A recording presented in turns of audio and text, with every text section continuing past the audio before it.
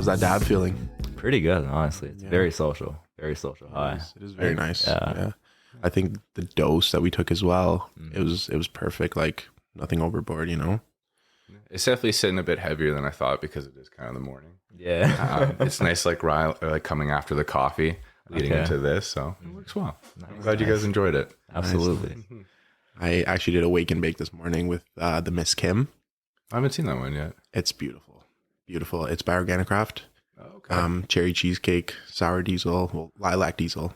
Oh, And it's just phenomenal. Like 4.5% terps, terpinolene, osamine, just all the great stuff, man. Like it's just so uplifting. Like I don't even feel like I'm I guess like stoned. I just feel more elevated in like all the ways possible. the baseline's like just bumped up in a way. Yeah, it's almost like you're on a stimulant. Oh, nice. Okay. What kind of flavors were you getting off of it? Like with that, like lineage, it's two pretty dominant ways it could go. Yeah, no, you get a lot of cherry. A lot of cherry. Yeah, like like a cakey cherry for sure. Cool. Like a baked good. But it is like hazy and floral, like very, very floral. That sounds up my alley. I'll keep that in mind. I'm gonna give you a nug after this. Thank you. You're too kind. I ordered an ounce because I had to.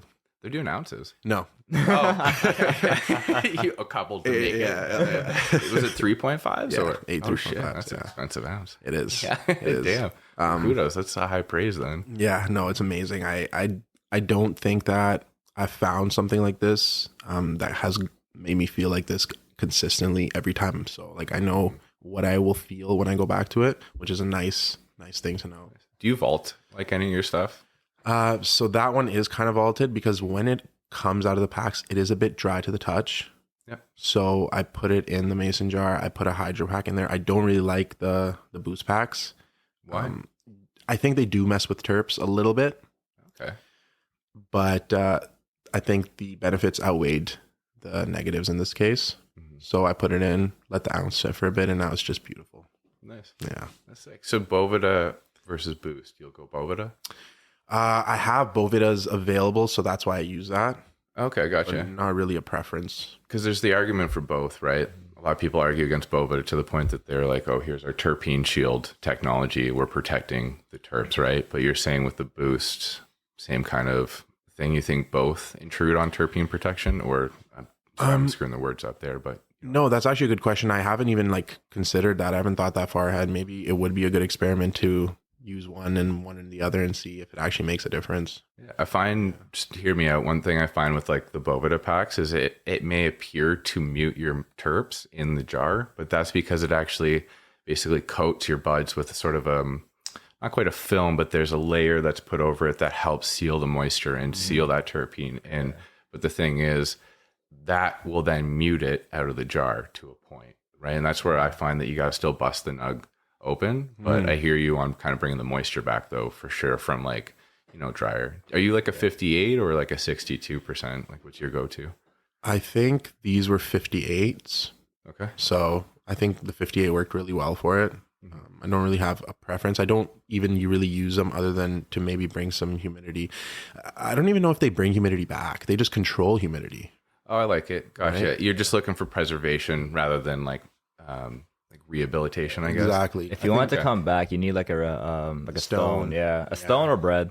Either one works. That stuff weirds me out. Let's put a wet stone in our weed. We're all worried about mold, but let's put a wet stone in our weed. No, what I do, I have the raw one, right? So it kind of comes like a case. I've never just threw the stone in there. I've wet it, put it back in the like tray for it, and then put it into the jar. Oh, okay. Same. It's like you can't leave it in for too long though, because it doesn't regulate shit. It only adds moisture. So it's the real Boost in a way. Yeah. So like at most, I would leave it in there for like maybe 24 hours, if that. Like I would check on like every 2-3 hours just to make sure it's still good. You should talk with one of my coworkers. He's been trying to do a test on like if he somehow gets like older material, and he's been trying to divvy it up between like using a doobie stone, using the Bovidas, using Boost, and he's kind of doing his own like personal sort of like research with it. And like I should follow up with him, see what he's found. But he was doing a similar approach to what you're saying. Short timeline overall, but intermittent, like, or short intervals of checking in on it. Okay. So you might be onto something. I might be out to lunch, but All right. That would be something to do for real. Yeah. Thank you so much for tuning in to another installation of Touch of Love Cannabis podcast. We are here today with, I think, probably the nicest person I've ever met in my life. Thank you. Scott Clayton from Greenhedge. How you doing, brother? I'm good, man. How are you? Good, man. Nice, Parm. You I'm doing good. I'm good. Nice. You know? Yeah. The dab's treating you well. Yeah. Oh, very that well. was amazing. Thank you so much for bringing all those goodies for us. Yeah, you're welcome, man. Very much appreciated. We can dive in later again too. Guys, Sounds amazing. we just hit our first our dab of the morning, and Scott brought a really cool rig. We got the dab right. That was the first dab right that I've used for Same. you. Yeah, it was very nice. We had the little pill in there. It was a great experience, and the flavors really come out on it. So we are definitely looking to get one of those for ourselves. For sure. Would recommend it. Yeah. Keeps every dab right. Our dab is actually right up there. That's the new rig. Oh, nice. Yeah, that one. I like the colors on it. Thanks. The disc at the bottom looks like it gives a good function too. Here. Oh, damn. Okay. That's a cool little like elbow joint like design too. Nice job, guys. Yeah. But I showed you the slurper way now, so. Yeah, absolutely. This is not really going to get used. Okay, it's more for show. Gotcha. Yeah, Okay. that's The heady pieces come later. Yeah. Yeah. When Touch of Love hits a mill, then you guys get mothership. Okay, gotcha. We're going to have a whole lot by then, hopefully. Hopefully. Yeah, man. Just we are out here today with Scott. He is from Greenhedge Cannabis. You guys are more of a education distribution platform. So I'm not too sure if many people know exactly what it's all about. So I would say maybe if you go into a little bit of that, I'd be thrilled to hear about it. Yeah, for sure. So Greenhedge, as it says on my shirt, biggest focus is education and distribution, right? So the main goal for us is we represent a myriad of different customers. So a couple different licensed producers, which can be interesting when you represent like competing people.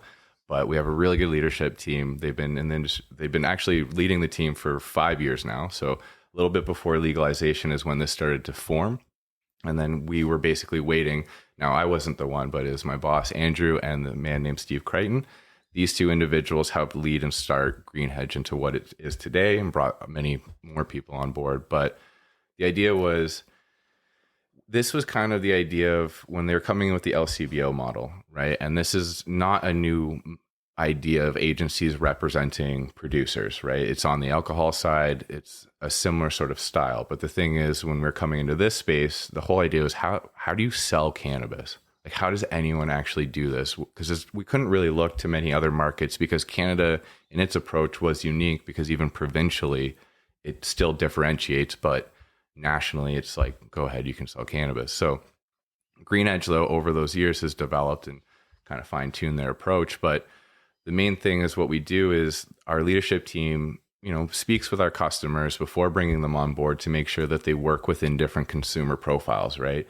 We represent multiple different edibles, multiple different drinks, flower, extracts, stuff like this, but each one can facilitate a different consumer, right? So we're not competing within the portfolio that we provide. We're basically almost like a walking menu in the way of like, here's who we back, here's who we believe in. What do you think, right? And the end goal for all this really is to help our customers and their products get distributed into the stores. We want to be in the retail stores, right? That's how we get sold. But the biggest thing is also providing the education to the retailers and their teams to be able to sell said product that we got in there, because at the end of the day, we need to be selling out the warehouse. So that's our main goal, is to help be that, like, basically be the messenger from LP to retailer and retailer back. Here's all the great innovation. What sort of the challenges the retailers are facing, bringing that back and helping create the tools and products to help them succeed. Because at the end of the day, I don't think many people know this, but the LP really only gets paid when they're getting purchase orders. And purchase orders in Ontario, I can really speak to Ontario. There's mixes of ways that this is handled across other provinces, but here in Ontario, the idea is the OCS, depending on your sales performance to date, will create a purchase order of, say, 10,000 units. That could be your first one. You get to bring this in. If you sell that out really fast, then you might get 15,000 or 20,000 units after the fact. And those purchase orders are where you get paid. Say out of that 10,000 though, you sell 5,000 and there's 5,000 sitting for too long, you're going to have to buy that back, right? So that's where the education part comes in, and really utilizing the relationships that Greenhedge has built across all the retailers to help drive the velocity so that doesn't happen, right? That we can be really creating, love and hype around these products that we believe in a way that, retailers will also perpetuate that down to their consumers. And if there's issues, we're there to kind of try to help, right? And it's kind of what Greenhedge is. We're trying to help guide and figure out this industry as we go along to work with our customers and just try to create success for everyone at the end of the day. That's so dope. That's really important. A lot of people don't have the tools and the knowledge to get out there. They have the brand, they have this idea, but they need a little bit of help to get that idea to become successful. Exactly. So that's where you guys come in. That's great, man. Yeah, like we're awesome. They basically teed it up. Here's the product. Get us the home run. Get us out there, right? And then it's also working that field with the retailers and playing the game of whatever this industry is right now. Yeah. And what I can definitely say is all the brands under the portfolio are super, super fire. Thank you. Yeah, they're great. Like they're all very different. Like you said, they don't compete against each other. They can all kind of work together and build each other up. And all the actual products themselves are just great. 100%. Yeah. I can agree to that one right there. Yeah. Thank you. Thank you guys. Appreciate that. Yeah, man, for sure. I wish I could take more credit, but I didn't grow it. I didn't make it. I just help, get it out the door. Yeah, you support a good cause. Thank you. So, Scott, why cannabis though? Like, why cannabis? Like, why are you here? What is it that intrigues you? Those are big questions. Yeah. I mean, stereotypical like interview question, like why not cannabis, right? I mean, tell me that. But at the real thing is like, I've done like a myriad of different jobs through life. I've taken different paths, and there's something about when the opportunity to be a part of something truly groundbreaking appears, you got to kind of take the shot, right?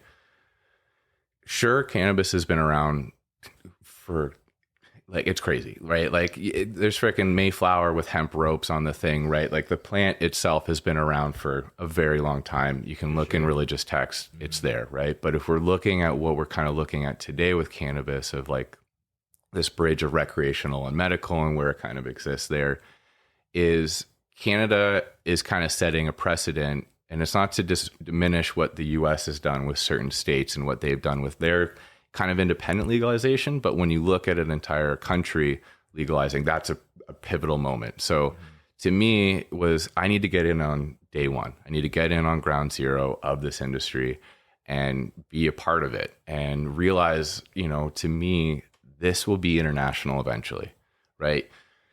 Like, I'm not trying to make a parallel to alcohol, but if you look at the LCBO here in Ontario, again, my focus right now currently is very Ontario based, right? For sure. But you look at the LCBO, you got wines from Argentina, Chile, all over, right? Like you imagine the day when like you're trying to like sell off recreational cannabis to an Amsterdam cafe, right? Or Italy, Spain, whatever, right? Like very stereotypical cannabis forward places, but the idea that you could also have it in return and you're showcasing cannabis from around the world, and you can be, kind of like a broker of that. You can travel and be doing this legally, which is the crazy thing. Not to interrupt, but Israel actually imported some of Pure Sunfarms flower in recently.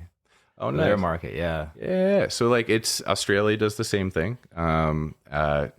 Israel as well. Israel works with Thrive. These are more through medical channels as those countries figure out their recreational legalization framework. A lot of places do have medical, and they're kind of in where we had that weird 1 foot in and 1 foot out kind of thing, where it was depending on the paperwork you had, the kind of gray market sort of style of it. But when it becomes like truly green light and they've got dispensaries opening up for the average person, I think that's really more to where I'm speaking to myself. Okay. I think that's going to be the biggest overhaul overall. Yeah. Nice. And then just cannabis itself though, like it's always been there for me. Like since I was a kid, I grew up in a country town. Like the joke was, you could tell where cannabis plants were because we were surrounded by cornfields, and a cannabis plant grows a lot quicker than corn. So he'd be just driving down, and like you look out in the field and you could see one that's like 2 feet above the rest. And you're like, right. And then you got Buddy who's like, oh, my uncle's got this farm or whatever, and he's got like bags on bags in his freezer. And you're like, can I have some? He's like, no, he just holds it. And you're like, what? Okay. He's like, he's got a padlock. I'm like, we can YouTube how to unlock that, but okay. Like, but it's just always been there. And like, it's helped me meet incredible people. It's like, it's a social thing. It's a community thing. It's just so all encompassing. And I don't really know how to put the right words to it, but it has been, there with me. And now I get to kind of help guide it in this world too, which is an interesting thing. Nice. Yeah, that really does sum it up. Like it you can't put words to it. It's so powerful. Yeah, sure. So like why Greenhedge itself? Like how did you get into that? Yeah, so when I got into the industry, I was at Tokyo Smoke in Kitchener-Waterloo. It was actually one of the first shops, quickly followed by Meta off of Fairway in Kitchener and Bud and Sally's over in Waterloo. Just want to shout out the 3 OGs there. We weren't the only ones, but it was a crazy time. It was a really crazy time. But got in there, and over time, obviously, reps started coming in the stores, right? This is what I'm seeing. And to me, I sometimes have an issue sitting still. I need to know what's next, be working towards the next thing, always kind of adapting and evolving. And to me, what I mostly saw was reps. That was the next sort of thing. Now, it's not to discredit what I was trying to do within Canopy and stuff like that and trying to move up, right? That sort of stuff. But when the reps were coming through, it made me see in a way that I could be more direct with the brand, right? Rather than selling a shelf of brands, I could try to get as close to being that brand as I could. And, a lot of different people walking through, and I'm talking, and I realized overall, I wanted to know which brands I truly believed in. And one of them was Greybeard at the time. And I'm talking with Bubba when he was doing his rounds and launching the brand. He comes in the shop. We're talking, and I'm like, how do I work for you? Like, what are the things that you guys need in an employee? What is the thing? And he was like, actually, you need to talk to this company called Greenhedge. They're the ones who represent us. And I was like, okay, cool, right? And that helped put me on a different path. And I knew one of the reps there, his name's Ian.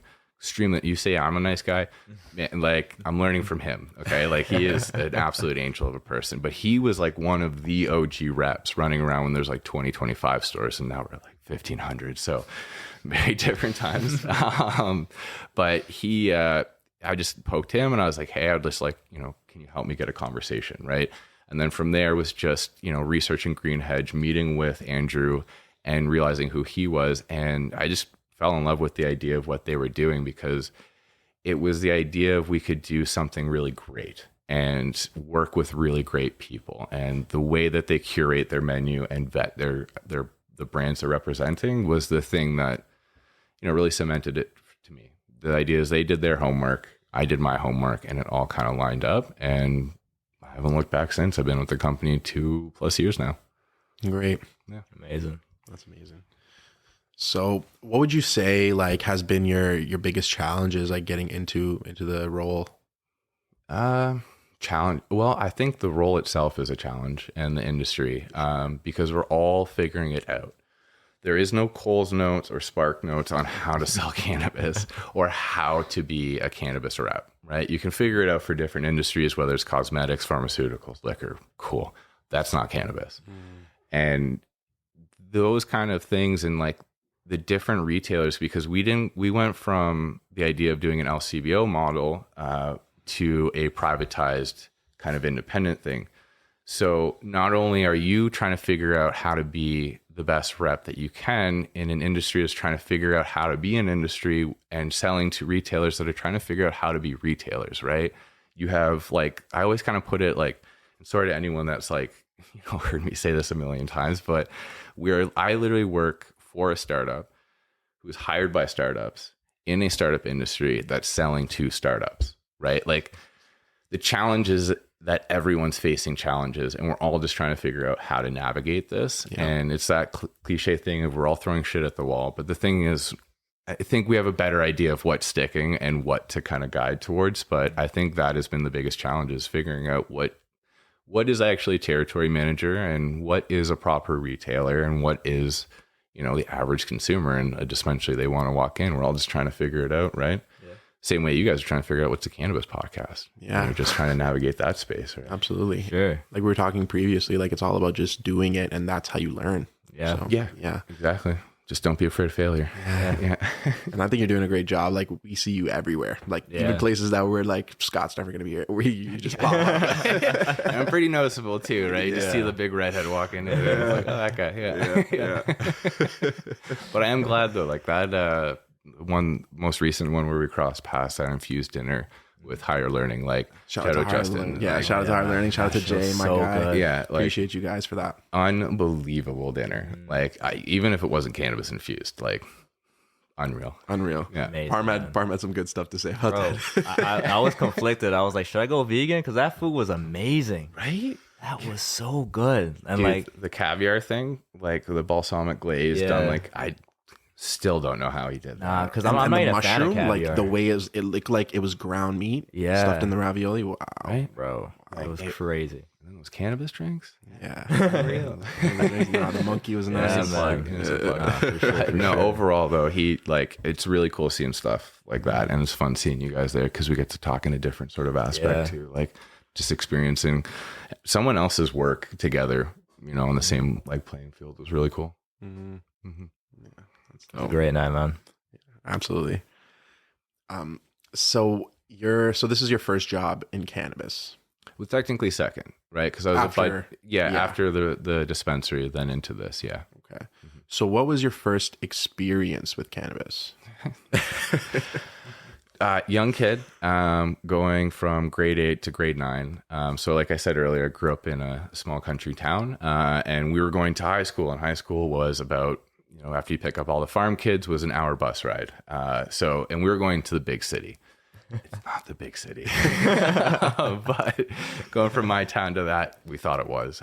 So me and some buddies, like I literally graduated with 12 kids. So like, it's very small.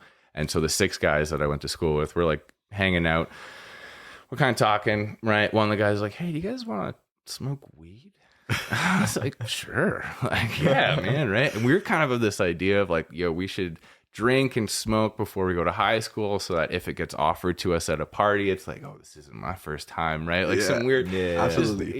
Just, I don't know, we wanted to be cool. You want to warm up. To the city, and so, man, I don't even remember how we got it. I don't, it's like 6 of us smoking a joint. Yeah. Like, After class. Passing it around. No, this is like the summer after school and stuff. But like, we're just out, like unattended children running around this small town. But like, we're in this old abandoned building and we're just like smoking this joint all together. And it was the funniest thing. I didn't get high off of this. So like you, it took me a couple tries. And the first time I got high was a whole different story.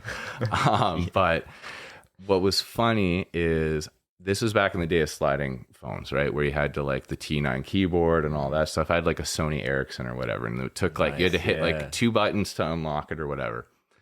I was lucky enough that I had this phone on me as a kid in case parents ever needed me, whatever, right? I was very fortunate there. Except when it decided to call my parents during the entire time that I was with my buddies saying, yeah, let's go smoke weed, and run off and go smoke weed and all this stuff. So it left. I found this out because I go to a buddy's place or swimming in his pool after. I'm not stoned. It's not really doing anything, right? We're hanging out with a buddy in a super chlorinated pool. My eyes are like red as hell because of chlorine, from my understanding. I'm biking home, and all I hear out front, like as I'm going down the street, I'm with my 2 buddies, and all I hear is my mom yell out, "Scott, get your ass in here, blah, blah, blah." And my 2 buddies just go, "Good luck." And they bike away, and I'm like, what the hell? I walk in. Now my brother was with me too. He's a year younger than me, so he started even younger. He's sitting in the corner, fried off his ass, and I'm sitting there walking in, and I get greeted with my dad, who's got a flashlight in my face going, "Are you high? Are you high?" And I'm like, no. What is this? Like, how do you know this, right? And like, so that was a whole thing, and it absolutely killed me. I ended up getting grounded for 6 months from that. So I started high school in the city as the kid who was grounded for 6 months. People were like, hey, this guy, he's grounded for 6 months. You want to hang out with him? You can't, right? And it was like a whole thing. So that was my first time with cannabis. And it was funny is my mom sat there with headset and a phone and writing notes down. And like, she's like, I think he's with this kid. And she's doing the whole thing. Yeah, it was first time smoking weed, getting caught. It was cool. Oh yeah. my God, it's that's nothing like golden. being a snitch on yourself, right? That's the worst time to butt dial, man. The worst time. Oh, yeah. Oh, man. I should have checked myself for a wire. I didn't even know. Yeah. But yeah, it took a couple more times after that till I first got stoned. And that was actually because someone I thought I trusted mixed it with something. And I was on another planet. So that was cool. That was my first time getting stoned overall. God. Yeah. Salvia is not a fun thing. Let's just say that. Yeah. I wouldn't imagine so. I've seen some videos and it's that I was like, why? You know? Yeah. Oh, there was weed in it too. It was just like. Is that what they call like angel dust? Not from my understanding. I think Salvia is actually a Mexican mint that when refined down to, I believe, like a powder or whatever. Or is it the seeds? I can't remember. I forget what it is, but it's basically like it's almost like synthetic weed, essentially. It's like, from what I've seen, people like, they'll geek out for like a cool like 5 to 10 minutes and then they're right back. Like, it's an intense like rush. I don't exactly know what the feeling's like because I've never done it, but well, time was skipping. Yeah, my body's buzzing. It's a whole thing. It wasn't pleasant, but it's literally a Mexican grown mint, and for some reason it fell through some weird legal loophole where just like head shops could sell it, and it was sold as my knowledge isn't great on it, but it was like 50 times, 100 times, 400 times. And that was to be some kind of potency to it. I don't know how it worked. I just know that, holy crap. They probably keep switching out the molecules and stuff depending on like what's been banned and stuff like that. Like you probably or like keep a refinement, it, right? Yeah. Like if they just refine down to the chemical that does it, Yeah. it's like a 400 times purification or whatever. Like who knows? That shit's not around. So we're talking cannabis. Sorry. So obviously that was your first experience. So why did you continue? Like if you didn't feel good that first time? That was, I knew after when it was actually my brother who did this to me. When he, I'm supposed to trust him. But also what are brothers for, right? And so, that didn't really scare me away too much. If anything, kind of like, oh, this is interesting, right? But for cannabis, actually, weirdly enough, so I'm a tall dude. I grew real fast, real young. So I was 6 foot in elementary school. I'm looking down at my teachers in elementary school. It was like, that was a weird power dynamic. So, like, no, you're not putting me on detention, looking down, right? Like, but so that was, for me, I've always had patellofemoral pain syndrome. And that's basically ligaments too short, my kneecaps out of whack, and it's not a fun time. You get like cartilage breaking off, stuff like this. Super fun time. That got really subdued when I was smoking cannabis. I was like, whoa, like my knees don't hurt. This is really interesting. And I feel like kind of social too, right? Because I was a very awkward kid. It took, like, I actually had to learn to talk to people. That was a big focus for me. And this was kind of hitting me on like a bit of a pain management thing, but then a social like elevation too. And like, I'm not going to, belittle it too. Like, it was the people I hung with were all smoking cannabis, right? Like, it was just kind of that social group that I fell into, and I just enjoyed it. I like the people. I like the sensation to it. And then it takes a different journey. We all go down a different use pathway, but that was kind of the thing that really kind of kickstarted it for me at the end of the day. Did your parents ever catch you again? Tons. The most embarrassing was when I was this is mostly with my brother, just really, really close growing up, smoking out of a potato. So we're just like, we didn't have an apple to do that thing. We didn't have glassware or whatever. We just like took some screws to like rip out some holes in the potato, whatever, and got caught. We're in the backyard, we're smoking, it's night. My dad comes out, he's like, whatever you're doing, stop doing whatever. And we're like, we go inside, we're like, oh no, we're gonna be fine. We're fine. We're totally fine, right? We're like teenagers at this time. And for some reason, we're just hanging out, and my dad, I guess, didn't trust what we were doing. He goes back out, comes back in, he's holding the potato, and he's just like, a potato? Like, really? That's what you, like to me, that was more embarrassing than the fact that I got caught. So yeah. But multiple times, you know, I would have like Ziploc bags around and like thinking I'm hiding it, but like when you live with like a bloodhound, they're gonna find it, and like you're nose blind to it, but your whole room just stinks. But so many times. I used dryer sheets growing up. I hid it behind. Always made it taste weird. I didn't put it in the dryer sheets. I put it like, so I had the dryer sheets in one of my my drawers, like my under drawer or something. Oh, and I smart. put my weed behind that. And one time my mom actually like opened it. She's like, "Why you got dryer sheets in here?" I was like, "I'm just trying to keep my clothes fresh." And she's like, "Oh, cool," and put it back. I mean, that is actually a good idea to keep the clothes fresh, but why weren't you around when I was younger? That would have helped me out. Damn.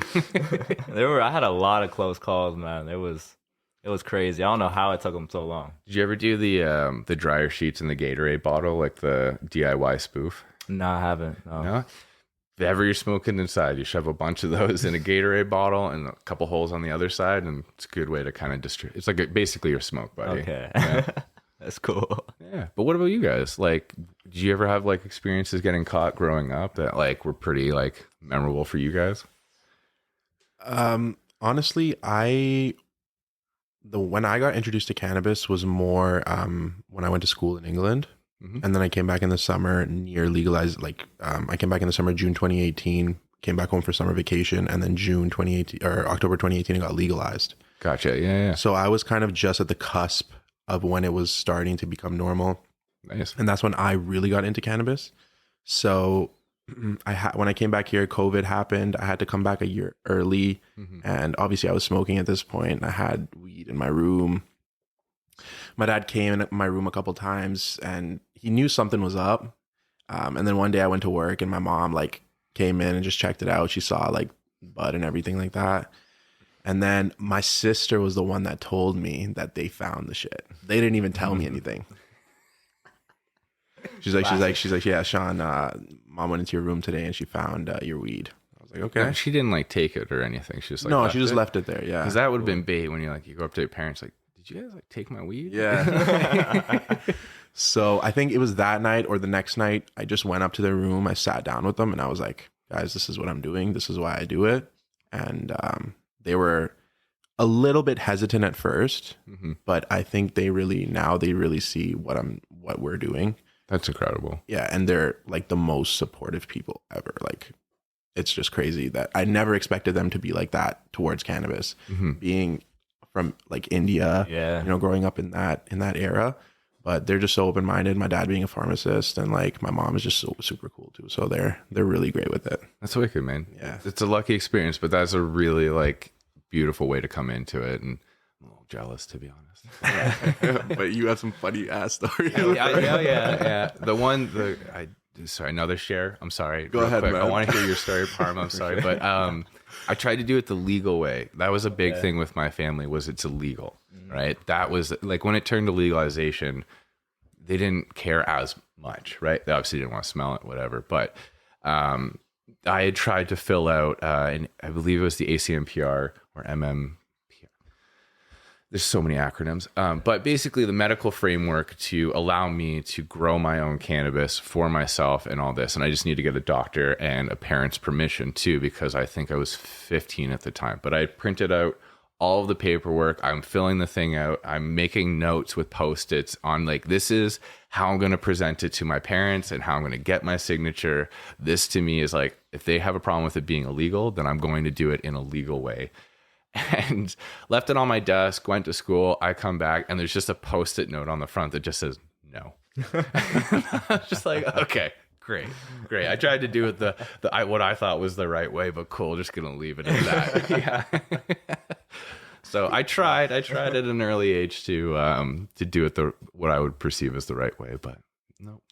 Well, you tried, at the end of the day. At least you tried it. Yeah, I'm sitting there with like legal framework, like I think I know something, and I didn't know what any of the words meant. I was like, sign here? Okay.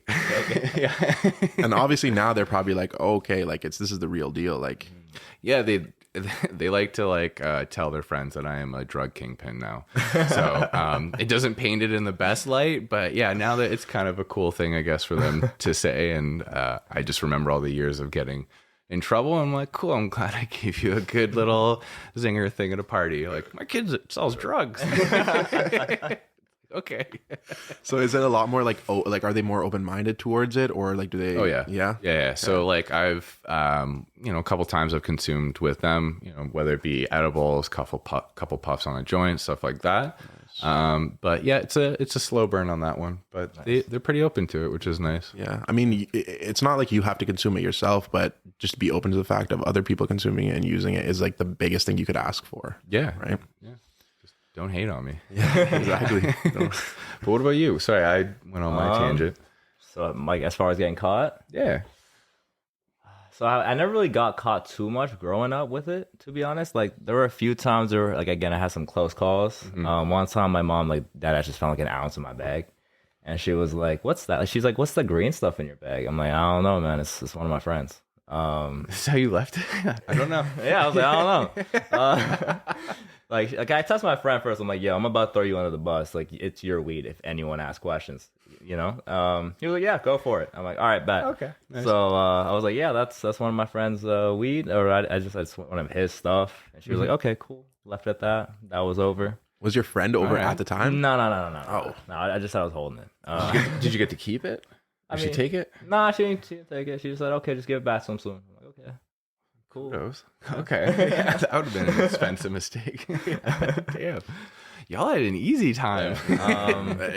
Yeah, like considering. Yeah. But when I got caught for sure, like when they found out I was smoking, it was when I just moved into this house, so probably like 2020, I think, like in the summertime.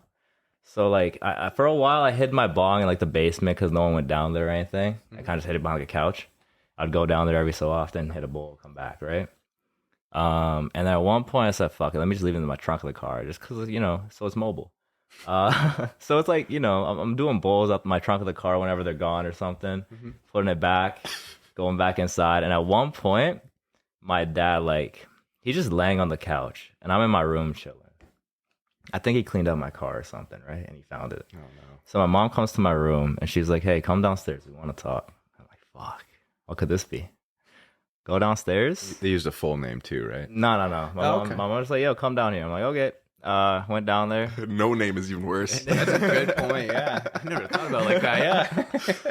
Yeah. So I get down there. My mom, I could visibly see she was like stressed, right? So I'm like, "Fuck, this is about to be deep." My dad just laid out on the couch. I'm like, "What the hell's going on here?" And then this guy just pulls out a bong out his ass. Like he was like, "What's this?" I'm like, "That's my friend's." And he was like, "No, it's not." I was like, I promise you it is. He's like, "All right, if it is, I'll just smash it on the driveway and we'll call it there." I'm like, "It's mine. That's my weed." He was like, "All right, there we go. Was that so hard?" I was like, "A little bit. It was pretty hard there. I wasn't sure if you're going to whoop my ass or how this was about to play out." So, yeah, 100%. And your dad too. Yeah, my dad's probably the most calm about it. Like, he doesn't care too much. He just wanted to know. That's all his thing was. My mom, she feels ways about it. Like, she doesn't like the smell. My dad's the same way about the smell, but the smell gets a lot of people, I find. Yeah, but as far as the whole concept, my dad doesn't care too much. Nice. My mom is still trying to be like, "Yo, stop." I'm like, "No, I'm not." But yeah, they're all right with it now. My dad's a little bit more supportive, I think, than my mom is, but they're still pretty supportive, I would say. You think you'll ever get to a point where you may consume with them? So I actually have got my mom to try some CBD. She's not a big fan of the oils or anything. She didn't mind the gummy or the honey I got her. Oh, nice. She actually did end up trying one of my 2.5 milligram the toffee I had laying around. And I just remember coming home from work and she was like, "What was in those toffees? What was in the candy?" I was like, "I don't know. What kind of candy are you talking about right now?" My sister's like, "Don't tell her." And I was like, "Oh, it's one of those ones." I didn't say anything, but she was like, "Yeah, I cleaned the whole house. It felt like it was nothing." I was like, "That's crazy." Yeah. That's funny. And then my dad, he said he would once he retires. He's a trucker right now, so he goes to the US. Yeah, so he's like, "I'll wait until I'm done work for sure, and then we'll see what's up." He has in the past in India. He's had some edibles. He was laid out for days. There was that's a thing out there for sure. Edibles is a big thing in India. Really? Yeah, for sure. Like the milk, right? Yeah, the lassi. I think you know the company Bong, right? Yeah, that's what I was gonna lead to. Yeah, so that's what it actually kind of means. Yeah, bang is weed in Yeah. in Punjabi at least. So they put it in like snacks, they put it in drinks. Usually on festive days. It's not just like everyone's just getting high all the time, but Yeah, Now, is that because it they didn't want to depends. smell it, or like for the sense of that's like interesting. I'm not sure why they do it like that. Maybe just because it's a little bit more easier to consume or a Yeah. little bit more accepted to consume that way. I know That's what I there's was actually curious. communities in India. It's like a bunch of like pundits and stuff, like the spiritual people, The shamans. Yeah. like they'll just smoke all day, but it's not like crazy THC. It's like CBD, like Pretty much smoking hemp. basically. Oh, okay, right? gotcha. So, I think for them it's like a spiritual thing, much like the Rastafarians. You know, it's a very similar thing in that concept. I think Yeah. so. That's pretty cool. But That's out in like the Himalayas, like in Malana. I think Hindu Kush and like in the Himalaya foothills and stuff. That's where a lot of it comes from. Yeah. And there's like these towns there that really like involve it in their culture. yeah, Hey, well, I've always wanted to travel myself just to experience the hash. Yeah. for sure. Those guys, man. There's I can't remember which mountain it is, but a coworker of mine from India, he was walking me through, being like, "We got this like gold seal, this and that, and blah blah blah." And he's just like raving about this and creating this story. I'm just like salivating. Just like I want to go. Someone please show me where to go, who to talk to. Like, let's do this. But yeah, man, like I said earlier, like cannabis, a truly like amazing thing with an amazing history that touches the whole world in different Universal. ways. Yeah. Right. Absolutely. Mhm. I'm actually going to India in May, and we're going to that part. Do you want to try some? So I am definitely going to be on the lookout. You know, Nice, for man. sure. Nice. Yeah. Just don't bring it back. Yeah, don't do that. Don't do that. That's the one that gets me flying in Canada with cannabis, right? Like I was in the airport with some of my coworkers. We're going on a trip and we just got cannabis out in the open. And we're all like, yo, check this out. This is sick. Yeah. The freaking security people are just walking by and we're like, check out my ounce, check out my ounce, right? Like, because it's kind of like, you know, the team's getting together. They're all trying to bring like what they think is the best to all kind of share with the team, which is a fun thing. But interesting moment seeing that. And I'm curious the day that like, you know, there's duty-free cannabis. Yeah. Right, like, Yeah, man. I mean, beyond all the politics, whatever the thing, it's like that would be interesting. Bro, that would be phenomenal. Like, I would just go to the airport just to buy shit. Sean, Parm, boarding flight, whatever. Your ounce is waiting at the counter. You're like, oh, thanks, and like, please just remember, duty free, don't open it. You know? Yeah. No, that's fire. That's actually a really, really good thought. Yeah, that'd be amazing. I think that's something that could definitely be implemented one day, hopefully. Yeah, I think internationally, as long as you have a medical license, anyways, like you're good in that sense. You should be good no matter where you go, as long as you're carrying within that legal limit. Bro, I don't even That's think the legal. legal limit is sometimes a thing. Like they never checked how much cannabis. I took cannabis on a flight to Sault Ste. Marie and they never checked how much I was taking. But if they did, that's when it matters, right? Like, Yeah. I think it's more up until, I think it's who you're meeting at that point, right? Beyond what you think about the 30-gram limit or whatever, I don't think there's many people out there with a scale in their cop car being like, okay, Let's weigh it come on out. over. Yeah. Like, hold on, let me zero it out. Okay, yeah. Like, friggin' on the highway, transport truck. Yeah. It's just on the hood of your car, flies everywhere. Yeah, but like, don't be carrying pounds, right? Yeah, like, yeah. you know, I think there is a point, but it is a good point. Like, I got stopped too. Like, they went and searched my bag when I was going out west to, you know, do the work thing or whatever. I've got my grinder and like weed and all this stuff and like or cannabis, sorry. But they like stop me and pull it out. I'm like, oh, it's a grinder. And he's like, yeah, I know what it is, right? Like this and that. But I'm like, my heart's like going, right? But they didn't weigh it either. I'm curious at what point. That would be an interesting thing to ask someone at the airport. Like, at what point for a domestic flight do you pull someone aside? Because then you're looking at, do they have a medical license? Because they could be carrying like 300 grams on them, Exactly. right? Like, Was your like were they all sealed containers that you Nope. had? Nope. Was it like baggies at all, or was it just like I like to put mine in like amber glass. okay? So you so- like put it in your own type of jar, right? Yeah, exactly. Okay. Yeah.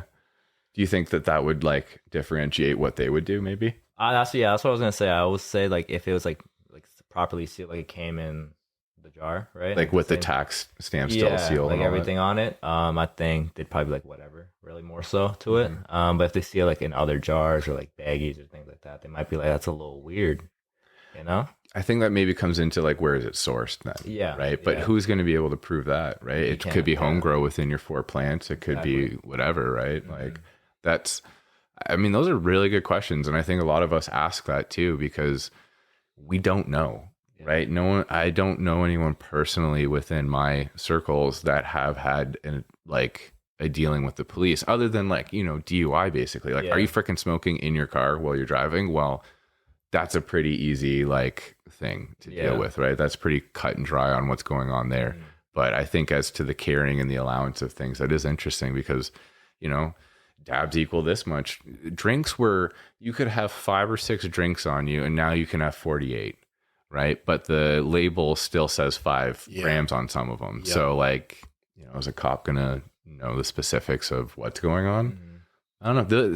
Those are good questions and ones that I can't answer. Yeah, that's okay. I mean, we got to find the right people for that one. That's a different type of question completely. Right. So maybe somebody watching knows. I mean, if you guys do put it in the comments. Someone who's good with the law and everything like that, or in TSA even. Someone who actually knows rather than thinks they know. So. Yeah.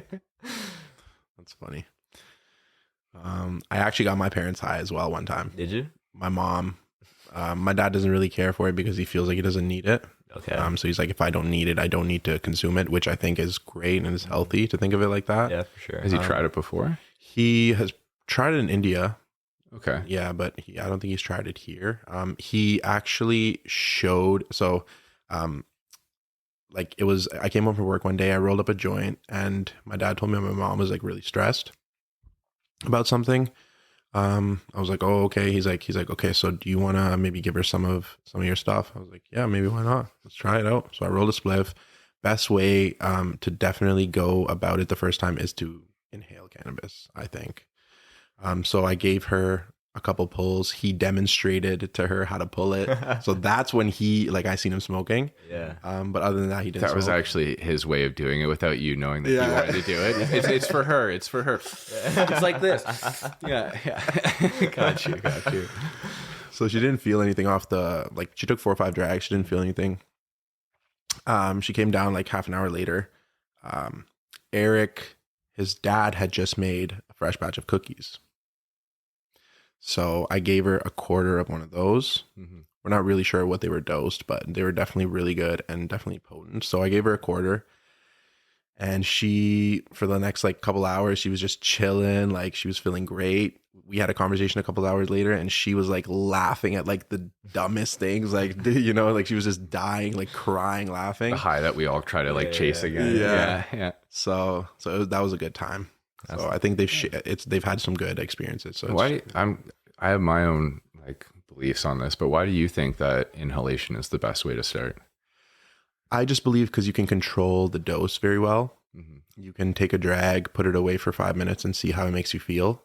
It's kind of I say go low and go slow.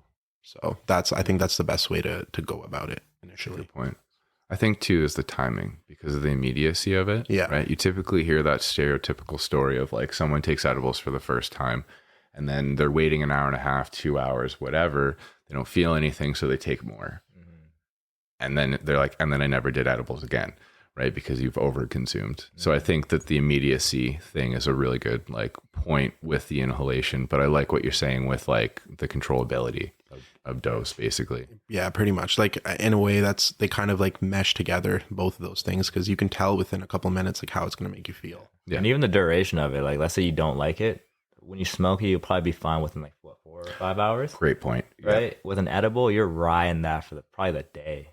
For the most part, right? For you're me, just stop. Can you be done now? And I got you. I had a lot of those, man, where the high just wasn't even fun. It was just okay, cool. I guess I'm high now, but I'm not enjoying it. It's just kind of there. Laborious in a way. Yeah, and I was like, this is great. I can't wait for it to stop.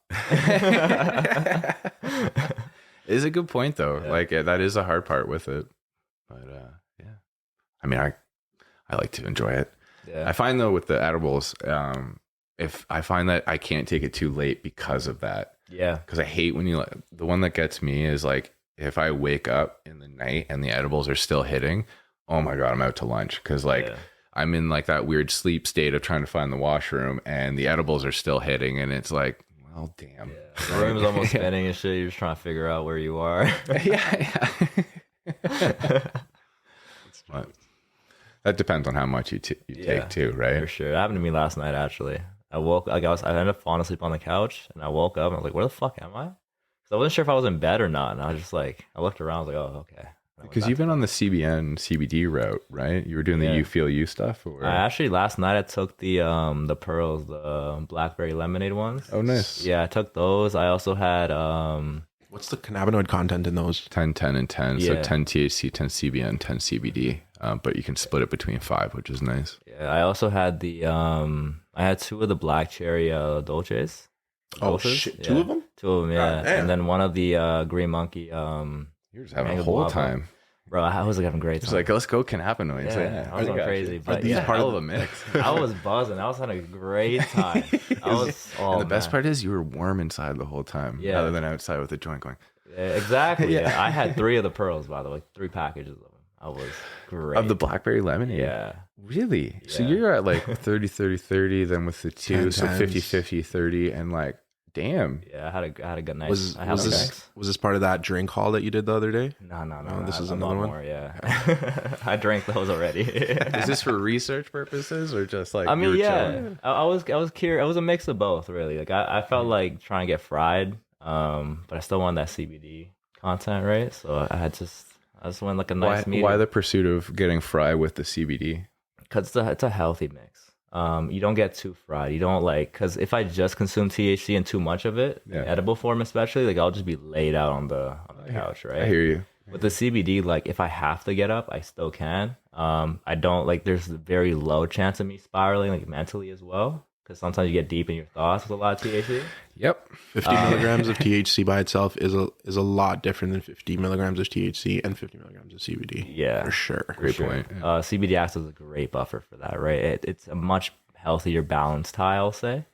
It's just, I don't know, it just feels better. It feels like I'm on a cloud as opposed to like I'm on a spaceship about to launch. It's like a blissful intoxication versus just intoxicated. In a way. It's kind of like taking like a nice big inhale after you wake up in the morning like, on like a cottage or some shit, right? That lake smell, like just that nice sense of like zen. God, you're making me miss the lake now. Yeah. We're almost there, man. Almost there. Almost. A couple weeks. True, actually. Yeah. It's almost joint season.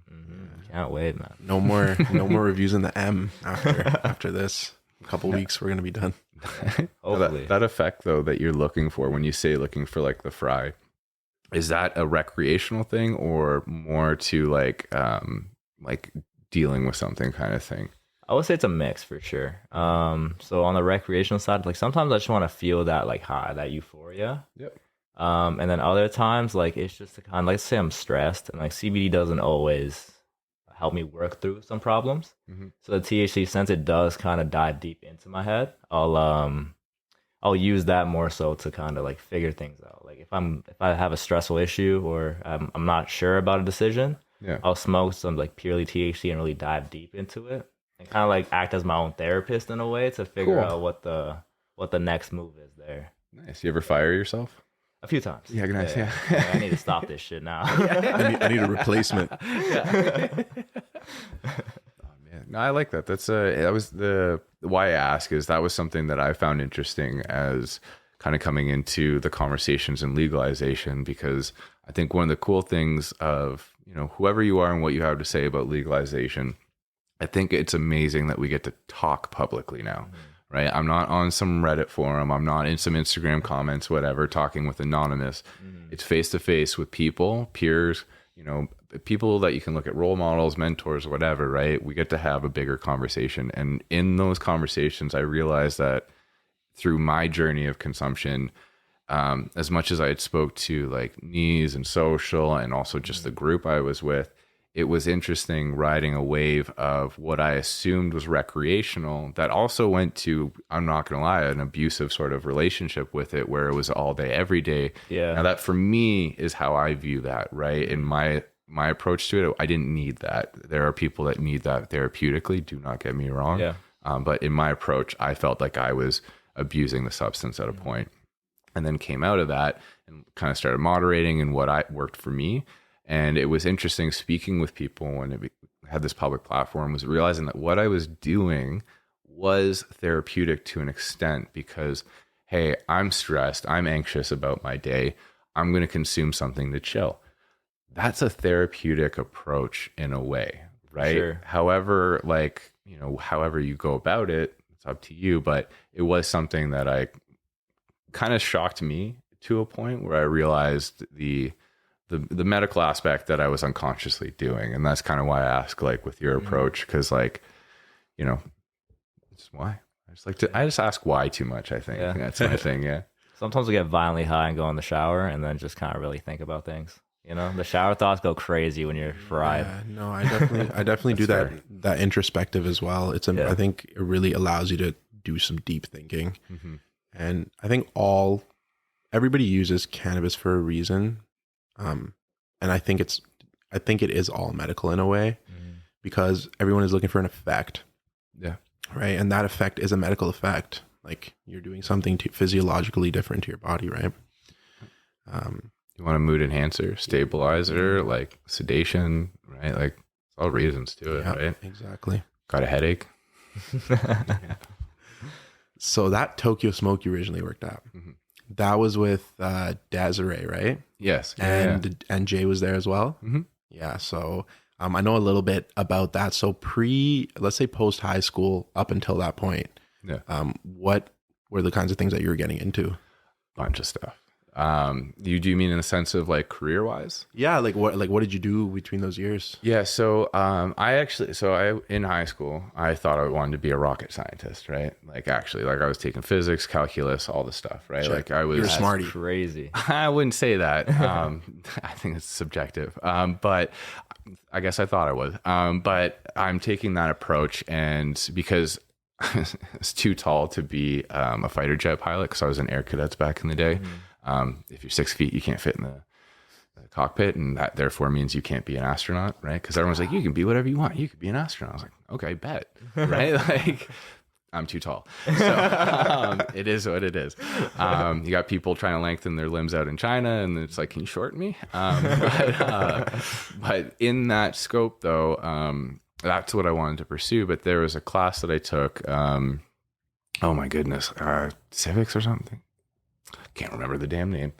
Either way, they had us like talk about careers, and I went into like this deep dive of like, what do I want to do? And as I was doing stuff in research of rocket scientists and this and that, there's an article talking about the space shuttle and how they can't use this one pink color anymore because all of the people hate that pink color. When you exist in a space perpetually, you get really fixated on things, right?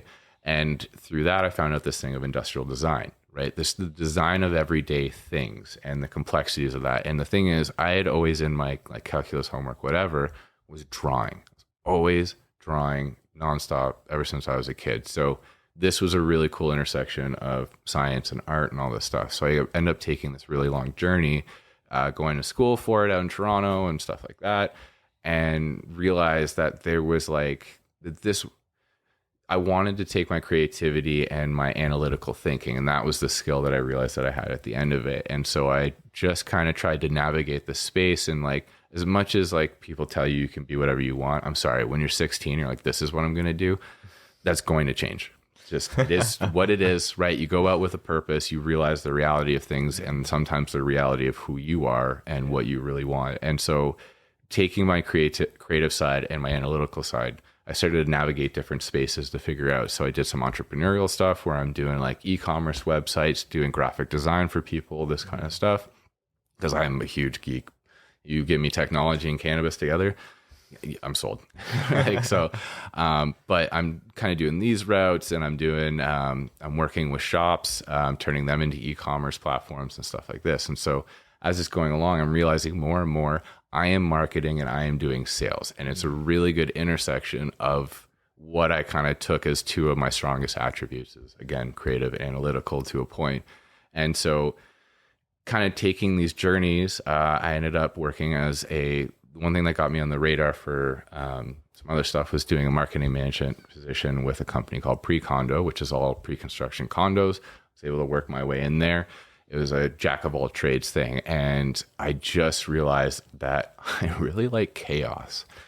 And it's because I like problem solving at the end of this, right? That's where that creative and analytical thing meets. And through that, you know, I've had our ups and downs overall, and like cannabis started to get talked about being legalized. And that's where I was like, okay, I don't know exactly who the players are in this industry yet. I don't know kind of where to go. I don't know much about this, but how do I find out? Well, I got to get in. So left this position, found a friend sends me a job listing of like, they're looking for bud tenders. And I'm like, what the hell's a bud tender?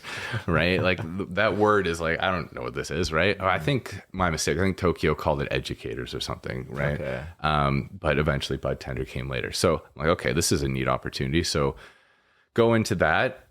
It works out. Actually, they were doing group interviews and the whole group got hired, which is crazy. Jay was in that interview with me. So we've kind of known each other since then. And we go through this, and then that's kind of all the stuff that really led to Tokyo Smoke. You know, it's a very like shortened version of it. There's a lot of avenues, right? Like, you know, sometimes you just got to do what you have to do to make a buck, right? So you just, I don't know, I was servicing transport trucks for a bit. I was plumbing. So like, you just got to make a buck at one point. But the goal has always been to find that creative and analytical kind of cohesion and chaos. And what's more chaotic than a new industry? And so it really all just kind of blended into that. I think I hope that kind of answers your question, because I'm still kind of answering it for myself too. Yeah, you know? No, that was great. Yeah, and then you linked up with obviously Jay, and then Des is the one that was on the other side of the table actually interviewing me. So it's funny. She was the manager of that.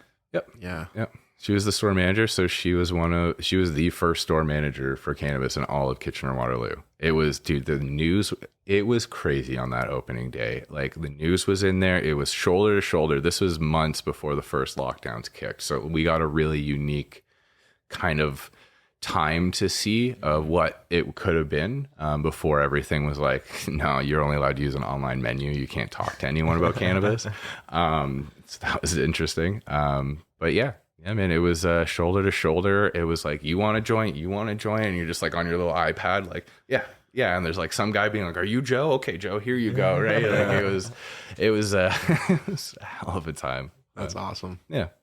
Good, really good people overall. A lot of the people that I worked with have navigated into other aspects of the industry now. And I think it was just a really good, like, I think you saw who wanted a lot by being there on day one. You saw who kind of the go-getters were to a point.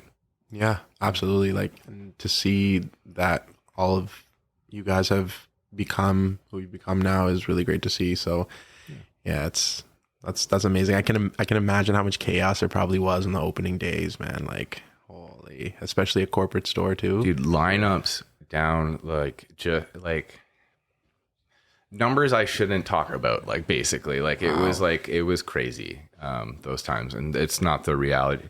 Well, technically that reality is still there in a city. It's just we have 30 stores now per city versus one. You can divide that lineup. Yeah, that's how Orangeville was too, though. At first, it was Empire, right? No, it was Broadway. Cannabis on Broadway, I think. Cannabis on Broadway, or Satika, where you're currently, which is currently Fire and Flower. Yeah, no, like when it first started, I remember my first order at place was there. I went to go pick it up, man, and there was like a long ass line. Like, it was crazy because it was only curbside at that time, right? So you came to the door, all 6 feet apart, and like just the biggest spread out line. Yeah, but like people weren't even spread out though. Like everyone was just like, bro, curbside on Broadway. How's that even gonna work? You know, it's so small. Yeah, like under construction half the time too. Yeah. There's one lane if you're lucky. Yeah, if you're lucky. It's tough, man. It's not good luck. It looks cool. Do you remember what you ordered? Yeah, it was actually the Limelight by Edison. Oh shit! And then the Della Haze by San Rafael. I've had those two, and then like my first OCS order was just like a bunch of vape carts. Nice. Yeah, I was just curious about those, and well, here we are, many years after, and now you're dabbing. Yeah, I'd much rather do that than any type of vape pen. Really? So, yeah. Why? I don't know. Like a lot, like the high is just it's intense at first, and then like because of how high you get, the crash is even heavier in like that short amount of time. Mm-hmm. So like it leaves me wanting to hit it a lot more to kind of stay at a stable place. I hear you. And then it kind of like ends up giving me a headache. Damn. Yeah. Like the live resins are a little better for that. But Still like not the best though. nah, but the distillates, I Yeah, can't even I can't even do it with the distillates. So I find it like a big thing like with vapes is I find it to be like the joints of the extract world, and then your dab is the bong, right? When you're taking like the vape cart, you're just doing these small little puffs and you're slowly like working your way up kind of thing. But I think what you made mention of distillate versus live resin is the really key kind of thing here and the huge differentiator. But I think that's where it gets tricky with live resin in a cart too, because some people are trying to look for an effect, and the format of a cart isn't really the most appropriate way to hit that, because if you want to get that sort of effect and the haul that you'll do, you're going to burn the coil. Like it's a tricky one. That's an expensive mistake. I think another advantage of the dabs over carts is the freshness. Yeah. It's like you're continuously inhaling from the same cart over and over again. That same oil is getting heated and it's going up and down, and it's volatile. So when you get that fresh dab each time, I think that's the true essence. So I think that's another advantage. It's a good way to put it. I hadn't really thought about the consistent reheating of like the oil within the cart. I was also gonna say, Like it might get stale over time. I feel like some carts do. when you open up the container as well, like it's like you were saying, like when you open up the bag of weed as well, right? It's a whole different thing. Like it's like pre-milled versus whole bud, right? It's a completely different world. Much like if you have a dab pen or versus if you have like the actual container. Let's take like any of them for example. It's gonna be a whole different experience. You get to smell it, you get to see it, you get all your senses are more More of an experience. You get to experience more with that, and I think that would add even to the flavor. Like a lot of the flavor comes from your smell, right? So yeah, like if we open up one of the gelato mints up there or something like that, and you smell that before you put it in, it's gonna add to the whole experience. Other than just hitting the live resin cart, right? Exactly. Yeah, It's tricky to be like, if I'm trying to like, sell it to someone and I have the cart and I'm like, yeah, smell it. Right, because you can't really consume while you're working. What you got to do is you gotta inhale it and then blow in their face. Yeah, but I didn't inhale. Yeah, that's pretty legendary words. But yeah, it's funny though, is you're like sitting there like, yeah, you get the essence of it. It's like, no, you need that jar, and it's just, it speaks volumes to what a cultivar can be. And like, absolutely, I will dab forever. It's a beautiful way to consume, but almost joint season. Almost. Season. Yeah, it's gonna be dab season at nighttime though. We just wanna hit that nighttime hit. Why not wake and bakes? You get a CBD dab and like nice little like citrus profile in the day, and like going on, like it's a really nice way to like hit it. And the best part is you don't have combustion. That's right. True. That's the it's just clean. Right. It, like at the end of the day, like you can look at a cannabis bud and you can think about how pretty it is. But the thing is that plant material is ultimately dirtying the overall, like it's carbon. It's carbon, right? Yeah. Right. And don't get me wrong. Like we can talk like true spectrum, full spectrum, broad spectrum, whatever. Like I have my own like viewpoints on it. I do think that like, there is something to smoking that plant material. Like let's not fool ourselves. By removing it, you are removing some aspect to what that cultivar would give, but in the refinement of it and the extraction of the actual glands and the oils of it, it's just so much cleaner and fucking tastes amazing. Everyone's like, oh, this weed in my bong tastes great, and you're like, sure, stop it. I don't believe anyone who says that, because you don't get a taste, man. You just get like heat and smoke, and like you do taste a slight difference between different like cultivars, but you won't really be able to pinpoint any real flavors. Like in a joint, we get like cake sometimes, we'll get like a bunch of different things. In a bong, you're not getting that, man. You're just getting burnt butane. You're getting like nuances at most. Like I think there's like a hint of this or whatever, right? Exactly. And like I think a big thing too with the joints is like the dry pull. Right before you light that thing, just sitting there puffing on it as it's unlit, and then seeing when it's lit, how long does that flavor last, right? You're not talking about strength of flavor in a bong because you just ripped through half a gram and turned it into ash in a second. So like versus sitting 5-10 minutes, depending on who you are, with like a 0.5 gram to a 1 gram joint and appreciating it. Right? Absolutely, semantics. right? One thing I think that was the most interesting thing is getting into the industry is realizing the snobbery that you sort of start to create within yourself, where like you're over at a friend's place and they're like, yo, I got this stuff. And you're like, what is it? And you shouldn't ask that, right? Like they're being kind enough to like share their stuff with you. But like when you hyper focus on it and really try to sit with it, kind of become a little snobby. I mean, it makes sense though. Like, I wouldn't eat at everyone's house, right? So I don't know like what kind of stuff you're smoking. I don't know if I want to put that in my lungs. You know, we have a different reason for use. So for that reason alone, I like to ask what they're smoking on. If it's something I've touched before, if you know something I'm curious about, then I'll definitely be inclined. But otherwise, I'll be like, I'll roll my own. Fair, You know, fair. Yeah. You take a 1-2 pull, you know, obviously if they're offering it to you, take that and you know, appreciate the offer and then give it back. Thank you for the gesture, you know? Yeah. I mean, it also depends on what it looks like. It depends on what the quality of it is. If it is good weed, of course I'll take it. You know, I'm gonna take it that hit. But that's where the snobby comes in. Yeah, right? for sure. Where Absolutely. you're like, you're kind of like looking at it. Your friend's like, just here, man, and you're like, like you're like, Get the magnifying you know? glass out and shit. Little jeweler's lip. These in the back pocket. it's kind of ambering out. You've been leaving this in your drawer. What's going on? Like that looks a little capitated. I don't know. Oh man, I've been that way for a while though. Like even in high school when I first started smoking, for the first like 2-3 years, I would never hit a bong. Like it was a rarity to see me hit a bong. I was strictly joints, even though I could barely roll. I hit a bong to the last night. Yeah. And I threw my bong out like a year ago. I was just with some people, hit it, and I felt like it's like, thank God it's like a bike, but I felt like a little clumsy for a second. Like, how do I do this again? Oh yeah, okay.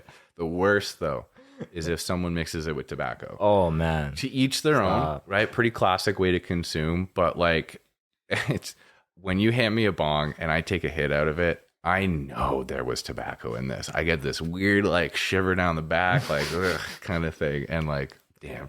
Now I smoked cigarettes a long time, and I don't know if we need to be making cannabis addictive. We should add nicotine. Yeah. Like, When did you quit? Cigarettes? Quit cigarettes. I would say maybe 6 years ago. Went to vaping, like the nicotine vapes. As if that helps anyone quit.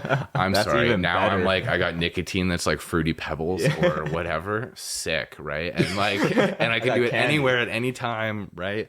I eventually was able to quit that and actually all of nicotine, and I've been decent for about a year. Don't get me wrong, I went on vacation, smoked a pack, but it was vacation. Vacation's fun. Weed wasn't legal in that country. I needed to smoke something. Okay, like I was just chilling. This was Mexico. Yes. Yeah. I was very privileged to be able to do that. But yeah, I was sitting there and like I'm reading up on the laws. It's medically fine. Recreationally, you can be stoned, but you can't like get it recreationally or something. And like I'm not playing that game in another country. Not in Mexico, man. Not worth it. Like with the cartel running around. Yeah, your head's gonna be laying off. Some more military than cartel. Yeah, it is a lot of military. Where were you exactly? We flew into Cancun and backpacked down to Tulum and spent a couple places along the way, and then backpacked back, and then got screwed over by a snowstorm. It was interesting. The ice storm delayed our flights, and oh no, we're stuck in Mexico. Oh shit! What a day! Oh no! Oh wait, Cancun's really expensive. Like, what should we do? Yeah, you're like, I thought these things were supposed to be like $5 meals, and it's like $20 later, and you're like, what? Like I didn't research this at all. But no, that was definitely ended up smoking a pack of cigarettes there, so not too proud of that one. But we all got vices. Yeah, man. I'm actually going back to Mexico for the 6th time in July. Nice, man. Yeah. Do you have a specific place that you go to? Or? Just go in Cancun this time, but I want to go to Cabos. I think next time I go, like Los Cabos, which is in Mexico as well. Is there like specific resorts you go to? Do you do hostels, like Airbnbs? Yeah, it's probably this time we're going to the Rio. I'm not familiar. Yeah, it's a chain of resorts around like the world. Oh, cool. Yeah, so they have them pretty much in every destination, like tropical destination. So we're gonna go check that one out. Sick, man. Enjoy. Yeah, man. Summer to Mexico, eh? I hear the prices are better, but like careful with those hurricanes down there, man. Yeah. Interesting time to go. Yeah, it is. But enjoy. Yeah, we'll try. Hopefully I don't get swallowed by a hurricane for sure.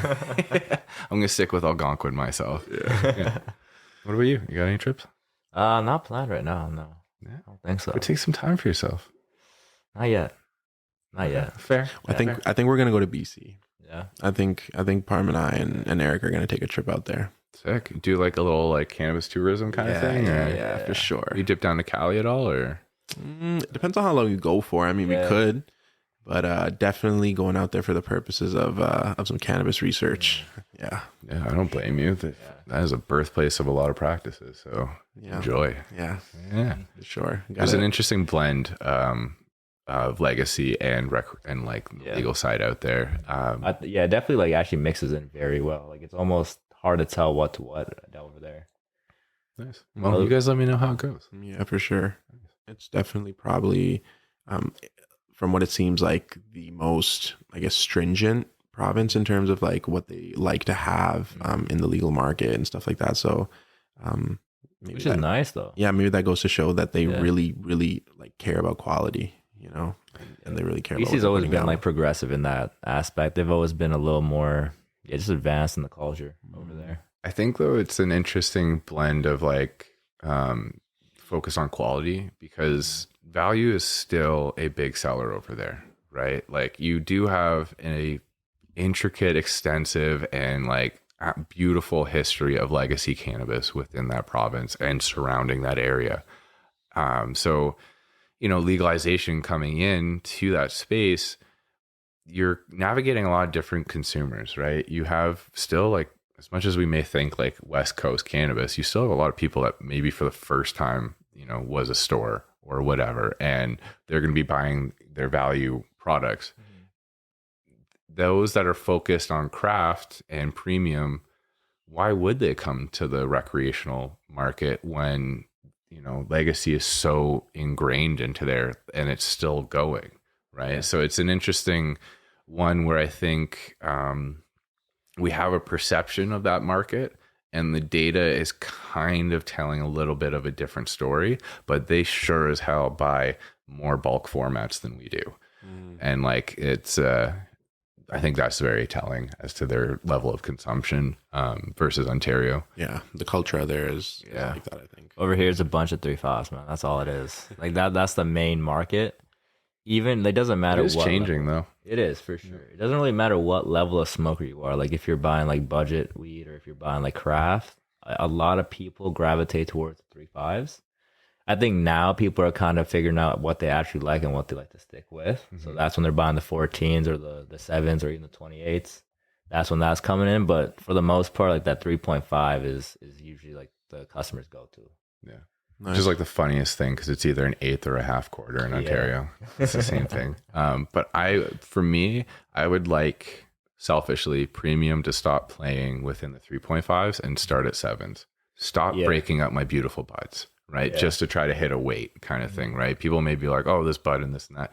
Yes, because the bud may have been too big, and it's like you got some Joe Blow, whatever, in a sorting room, just trying to put 3.5 grams into your jar, man. Like they're doing 200, 300 of those a day. Like they're not really like, focused on they don't give a fuck details like that. Yeah. They're just trying to get the shit done to go home and do whatever they want to do after. Yeah. Because if you miss that, like, again, we'll talk to Ontario. If you miss that OCS shipment, right? You got your team of packers coming in, you've done your harvest, right? It's go time. Get it done, get it to, you've trimmed, cured, all the stuff, right? Then you're getting to the jarring, depending on who you are. That if you miss, say that Friday, right? You're packing like a week before, because pack date is the big conversation for a point beyond like THC and stuff, right? So if you can pack close to the day that you're shipping, then you technically have a fresh pack date beyond when that thing was actually cut or whatever, right? So you're trying to cram that in to try to hit this delivery window at the OCS. If you miss that delivery window, well, you're SOL. They might give you the next one the next week, but you might also be out of stock and lose your product, right? Because again, they pull POs based on sales performance. If you don't have a product that is technically an active SKU in the market that was accepted, but you don't have product moving through and you're sold out, well, that's giving you zero sales over those weeks. What are they going to do? get rid of it. Right. So there's a lot of nuances. Don't get me wrong. Relationships also help with those conversations. But yeah, it is packing, man. It's a tricky one. But yeah, sorry. Primos and 7. Just stop breaking up my bud. Give me like a nice little thing, and maybe like a 1 gram sampler joint just for me to like, I don't know, play around with it to be like, do I want to pay the 80, 90, whatever I'll pay for the 7? Or even Actually, 14s. that's way too steep. Sorry. Even 14s though, like 7s or 14s, I'd say is what we need more so of. I would say 7 is a good sample, to be honest. Like that's where you can really take in like the full experience of the flower. 3-5 is nothing, man. Like that's 1-2 joints, and then it's over. You're doing proper doinks, eh? No, he stuffs 3-5 in the fucking joint. Like I've seen him do it. You grind it now, right? Because your story was saying you just took the nug in, like you just got like a cone, you just shove it. Like, now I bust it up. Yeah. There's been a few times I've been caught lacking without a grinder, and I had thumb busted, and like it was just so sticky, it didn't like grind up properly. So I just had like fat like pieces of nugs still in the joint. It burned nicely though, so you know it worked out. But hey, fair enough. It could have been better. Yeah. You ever do the scissors and shot glass? No, I haven't done that. It's a good trick. Shot glass, shove the scissors in, you just keep going, and it just keeps forcing the material back to the bottom of the shot glass. And because of the side walls of it, your scissors aren't gonna like go too far. You just mince it up. Nice. You don't really have a nitpick on like how fine of a grind you do. You're just disintegrating it. But if you're ever in a pinch, would recommend it. And then your fingers aren't covered in hash. Oh, that's too. Yeah, my fingers. Oh man, the roll up becomes so annoying after you thumb bust it.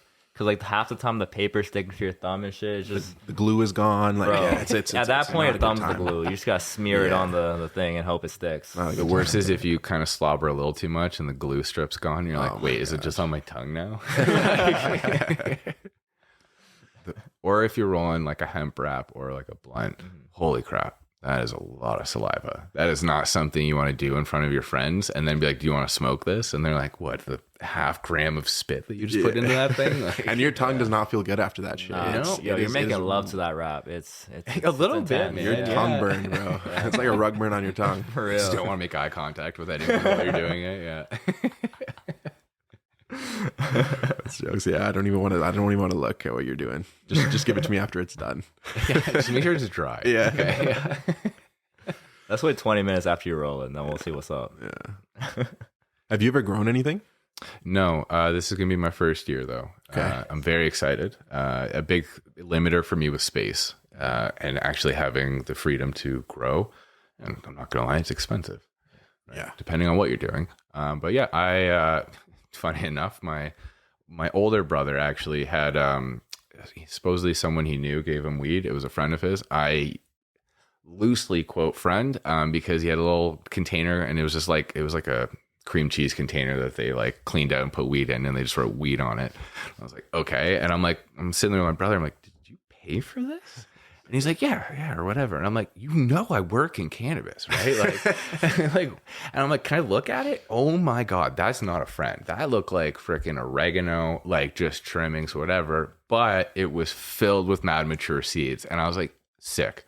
That's what I'm going to grow. I don't know what it is at all. But I think that is a fun way to make the mistakes that I'm going to make my first time doing it. Instead of buying $100, like 5-pack of seeds.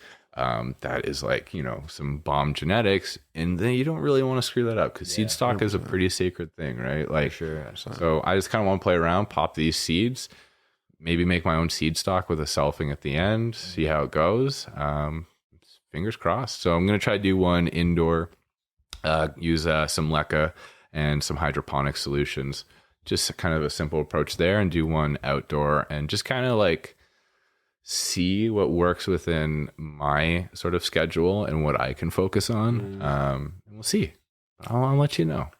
I just hope that there's not bugs and mildew and all the fun mistakes you can make. I just want to be able to smoke something at the end of this. Dude, I think like as long as you just monitor, like you're good. Like you can catch things really early, and it's all about if you do the work at the right times, then you coast a lot of it. Yeah. That's good. So are you going to do 2 outside and 2 inside? Depends on what pops out of these seeds. How many do you have?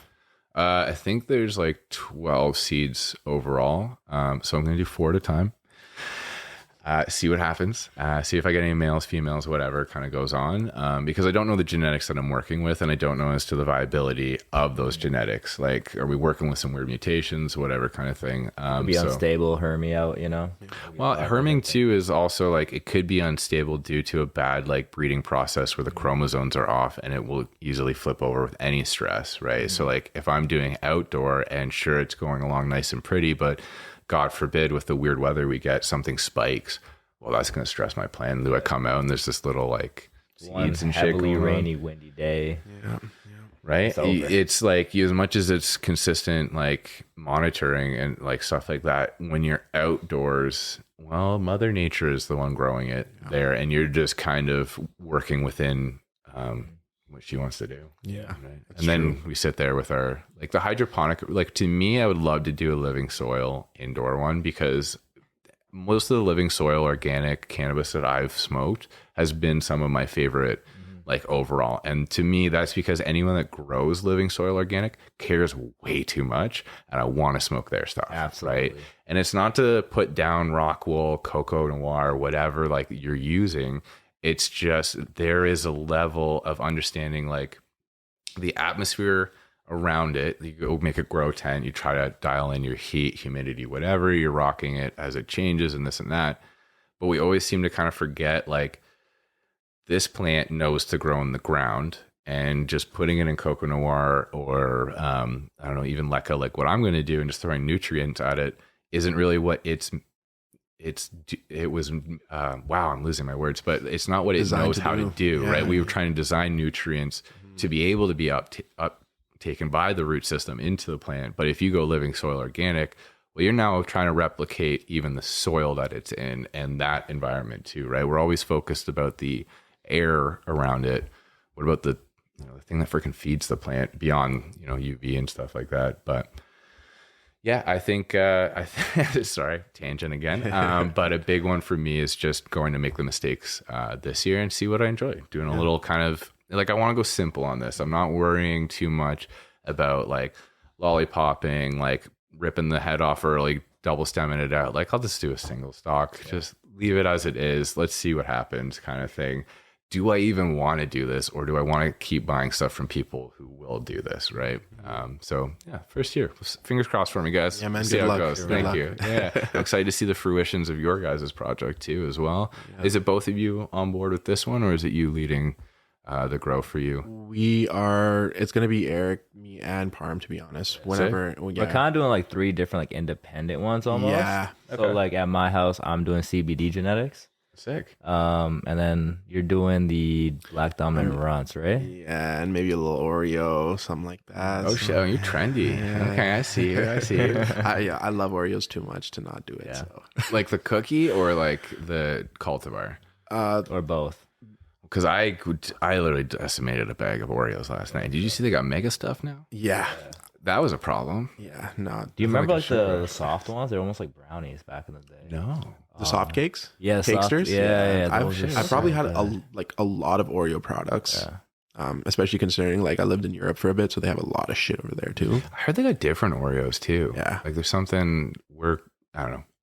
North Americans are fine with certain chemicals. They're not. But yeah, I definitely meant the food, but gotcha. I'm really excited to grow the Oreos as well, because I don't think I've ever had anything really Oreos from what I can remember. No, there's 2 on the market right now. You got your Dom Jackson, and I think I'm saying that one right. And then I think Simply Bear did an Oreos run as well. Could be something nice to try those. That might be interesting. I can't remember if it was like, it might have been in the lineage, but I can't remember if a Simply Bear like had just a simply like straight Oreos called the bar. Yeah, they did. They did then? Yeah, it might have been a West Coast drop, but it is out there. Nice. I haven't seen it in Ontario yet, unfortunately. We're gonna have to go find that on the West Coast for sure. What is it about the Oreos that called it out? Was it certain like profiles to it, or was it like just the name and you're like, I like Oreos? It's definitely, I think the new genetic intrigued me. Yeah. And Eric and I were talking, and we just we had a pack of, somebody dropped some seeds, and we were like, okay, we're gonna buy seeds from this drop. So, and those were part of those seeds that we chose. I think we have Cheetah Piss as well. And these are all crossed with Cherry Kush Breath.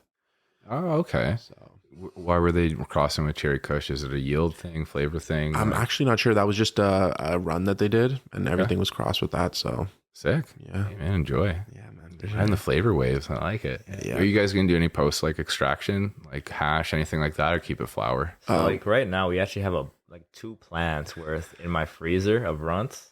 Like fresh frozen, or Yeah, like we cut it and we put it right into the freezer. kudos. So yeah, we haven't done shit with that yet. Well, we could probably make some hash out of it though. Probably do some solventless stuff. We have a dab press right here as well, actually. Nice. That we can make extracts from as well. From Well, you gonna go flour rosin, or are you gonna go bubble hash process then rosin? probably both. Yeah, Just I feel kind like of compare what yeah. happens. That's cool. Yeah, I think the bubble hash is gonna end up being better. bubble hashes. I think it's the way, man. I like solventless. I just love that. You could still be solventless with flour to rosin. It's just more like all the process is to further remove any possible plant matter, contaminants. You know, you don't want chlorophyll overall, but it's a tricky one. Good luck, guys. That's not easy. Yeah, Yeah, I'm trying to get my own 1-to-1 genetic. You know. farms. Yeah? Like, are you trying to like, some like stuff? Like, Yeah, so right now I have 2 CBD strains, like seeds. I have the CBD raspberry cheesecake, and I also have the Charlotte's Diesel. So I'm trying to see which one's gonna both smell and look and taste the best before nice. we cross it with something. Are you going to send it off to get like tested to kind of see like where your genetics are lying? Yeah, I definitely want to do that. I want to know what's going on with it before I go any further. Yeah, we'll do it the proper way. Yeah. For sure. So we're gonna have some of Parm's seeds, some of Parm's flour. We're gonna have Scott's Vino. Hey, no, Scott's OG is already a thing, so there might be some like button up on that one, but we'll just see what I come up with. But are you got any names in the works, like, Nah, or is it gonna be nothing. dependent on like what you're kind of presented with? Yeah, it's really gonna be dependent on what I'm presented with. Because I just have Parmesan in my head. Like, I'm just like, come on. We talked about this the other day. Yeah, I'll call it chicken parm OG or something. I like that. That's cool. But no, it really depends on what it looks like. I'm hoping it got some like red pistils on it, maybe hopefully some purple, but So you want to name more for visuals than aromas? maybe a mix of both, to be honest. Gotcha. Yeah, because I feel like everyone's gonna smell it differently. Everyone's gonna have like a different aroma they'll probably get. It might be similar in ways, but it's definitely gonna be different from person to person. Yeah. So I think visually it's gonna be more linear. Like everyone's gonna have a similar experience more so with just the visuals of it than the aroma or the taste. I see what you're saying. I'm stoked. Yeah, Hit me up. I will test. sure. I will be a part of that little R&D, man. got you. 1-to-1s are great, and they're underrepresented in the market right now. The hyper focus on THC is something that is like really guiding us down it. I think I don't know. I don't want to be like negative with it, but it is a path that I think we need to deviate from For sure. to open up the conversations, because CBD flower is great to smoke when you're sitting around the fire with the friends and stuff, and you're just like, it's, psychoactively you're chilling, but you're not intoxicated. Yeah. You throw the 1-to-1, oh, beauty experience. You get exactly what you want. You get the high with the relaxation without going overboard, Like I think that's the overboard. I think that's the Yeah. key there. I like that. And also like with the CBD, I rarely get a crash from any 1-to-1 flower I've ever smelled. Rarely. Like, yeah, for some reason, I guess that CBD just like balances out perfectly so that you can get like smooth transition back into reality. Like It's just really nice. we talk about like, we call it a sesh, right? We're having a sesh, but what happened to sessionable cannabis? Right? Like something that you can actually like sit, have a couple, shoot the shit rather than turning off. Yeah. A lot of the weed now is like you smoke it and that's it. It's one joint per session. That's really what it is. Right? It's also the intent, like where our intention is not to just get super fried and go to sleep. Like you want to be sociable. Intent for high is a big thing. So it depends on what flower you're going to choose. Yeah.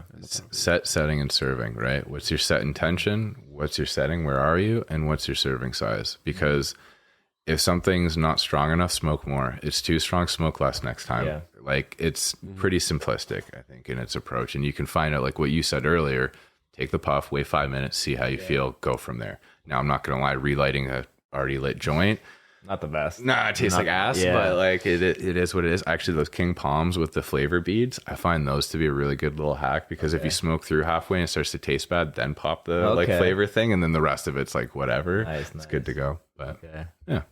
Nice. Yeah. There's been a few times where I just rolled like a cannon and then like smoked it throughout the day, like hit 2, 3 times here, put it down, went back inside, did whatever, come back out after like an hour or two, hit it again a couple times. It's like microdosing myself throughout the day. It was really nice. It didn't like decapitate me, like it didn't like put me in the couch or anything, right? It didn't slump me. So Why not turn that cannon into a couple smaller ones though? just don't want to roll up all the time. And also like rolling that small, it gets annoying because like I got bigger it's true. fingers and like if it's like that small, like it's let's say it's like a 0.5, it's like a pinner to me, right? So Pinner, like, bro. it's just If you're only smoking a pinner's worth at a time, why not smoke a pinner? It's- right. Relighting the Yeah. cannon is like the tricky part. That's where I find that the true. flavor gets muddled, but the effect is still there. Don't no, get me for wrong. sure. I The see. effect is definitely there. I think it's just a matter of not wanting to roll up like so often.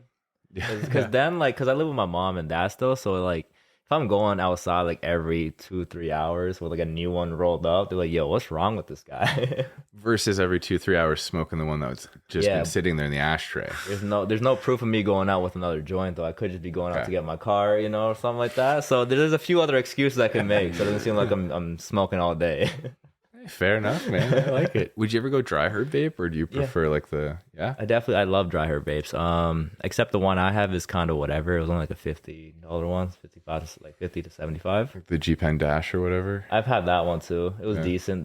You don't really get a lot of flavor on it, but man, that shit slaps you out of nowhere. Right? Yeah, Right? I do love the volcano though. I love the Volcano's fire. Yeah, I just can't afford it. Nah, But and you got damn, buy it's bags nice. too. Yeah, that's not too bad, but like, damn, when they show me like a matte black one and like that thing is somehow $200 more than the just classic one, I'm like, God, why did you gotta do that? Like, I like the matte black, and then they go and come out with like a gold one, and you're like, Yeah, man. Guys, can we start a fund, please, to fund a volcano for Scott here? We can get him the matte black one, please. oh, don't do that Like for that. me. Do that for you guys. They'll get more use from you guys for sure. Yeah, no, we'd love a volcano as well. Yeah, man. If anyone's feeling extra nice out there today, we're What up, receiving. Canopy? I think it's with Stores and Bickles.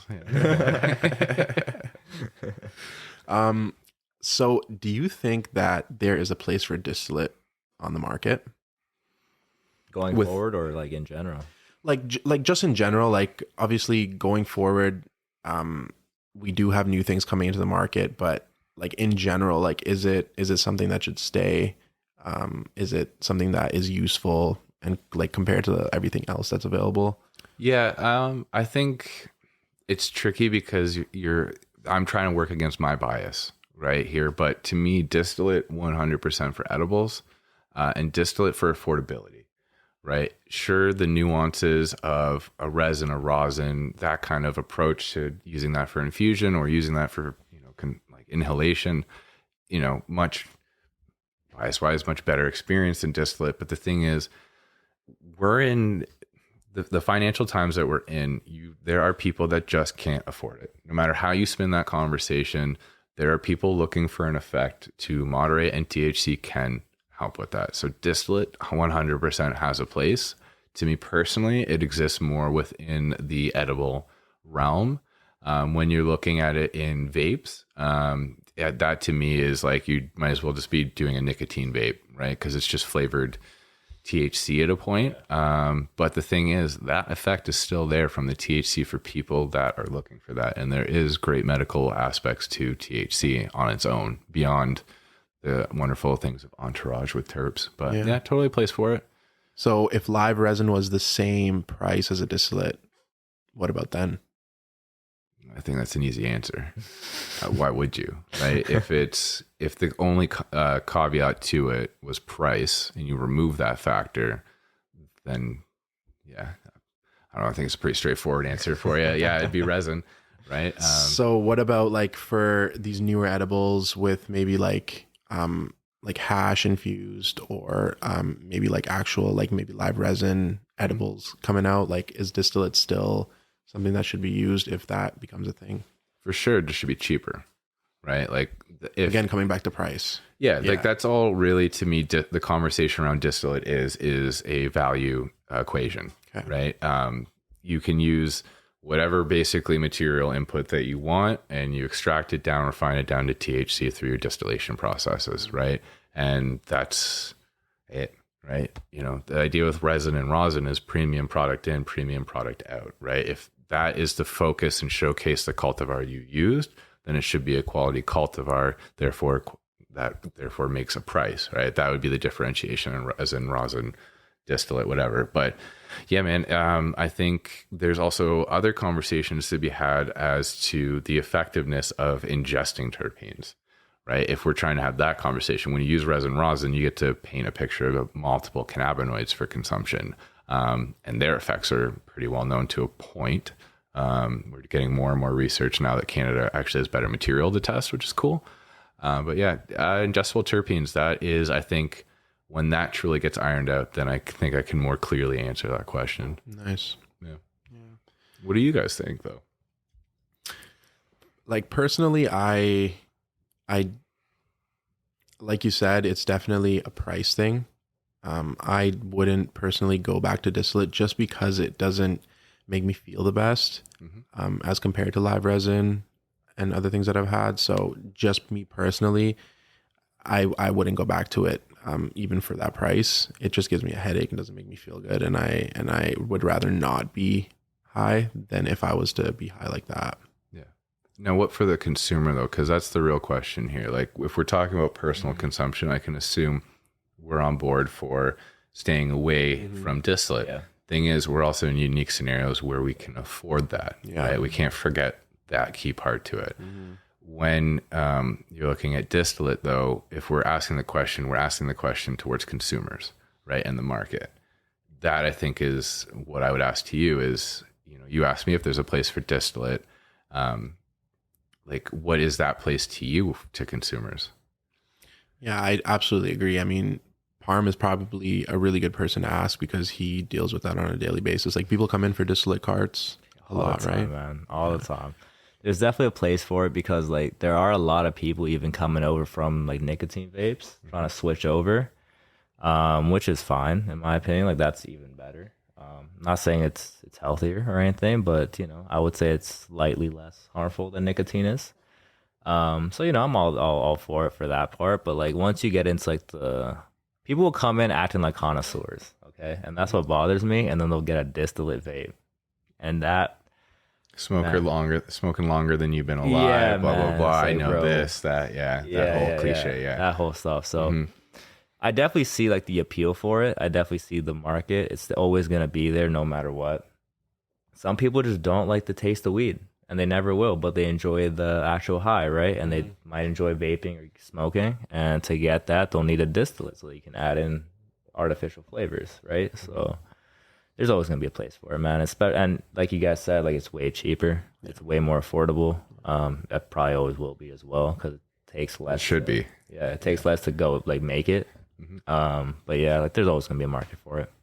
I think that there's an interesting thing too with those that are coming and looking for distillate. So like, I've been selling cannabis for 3 years now, right? And a big focus for me is figuring out how to sell cannabis, right?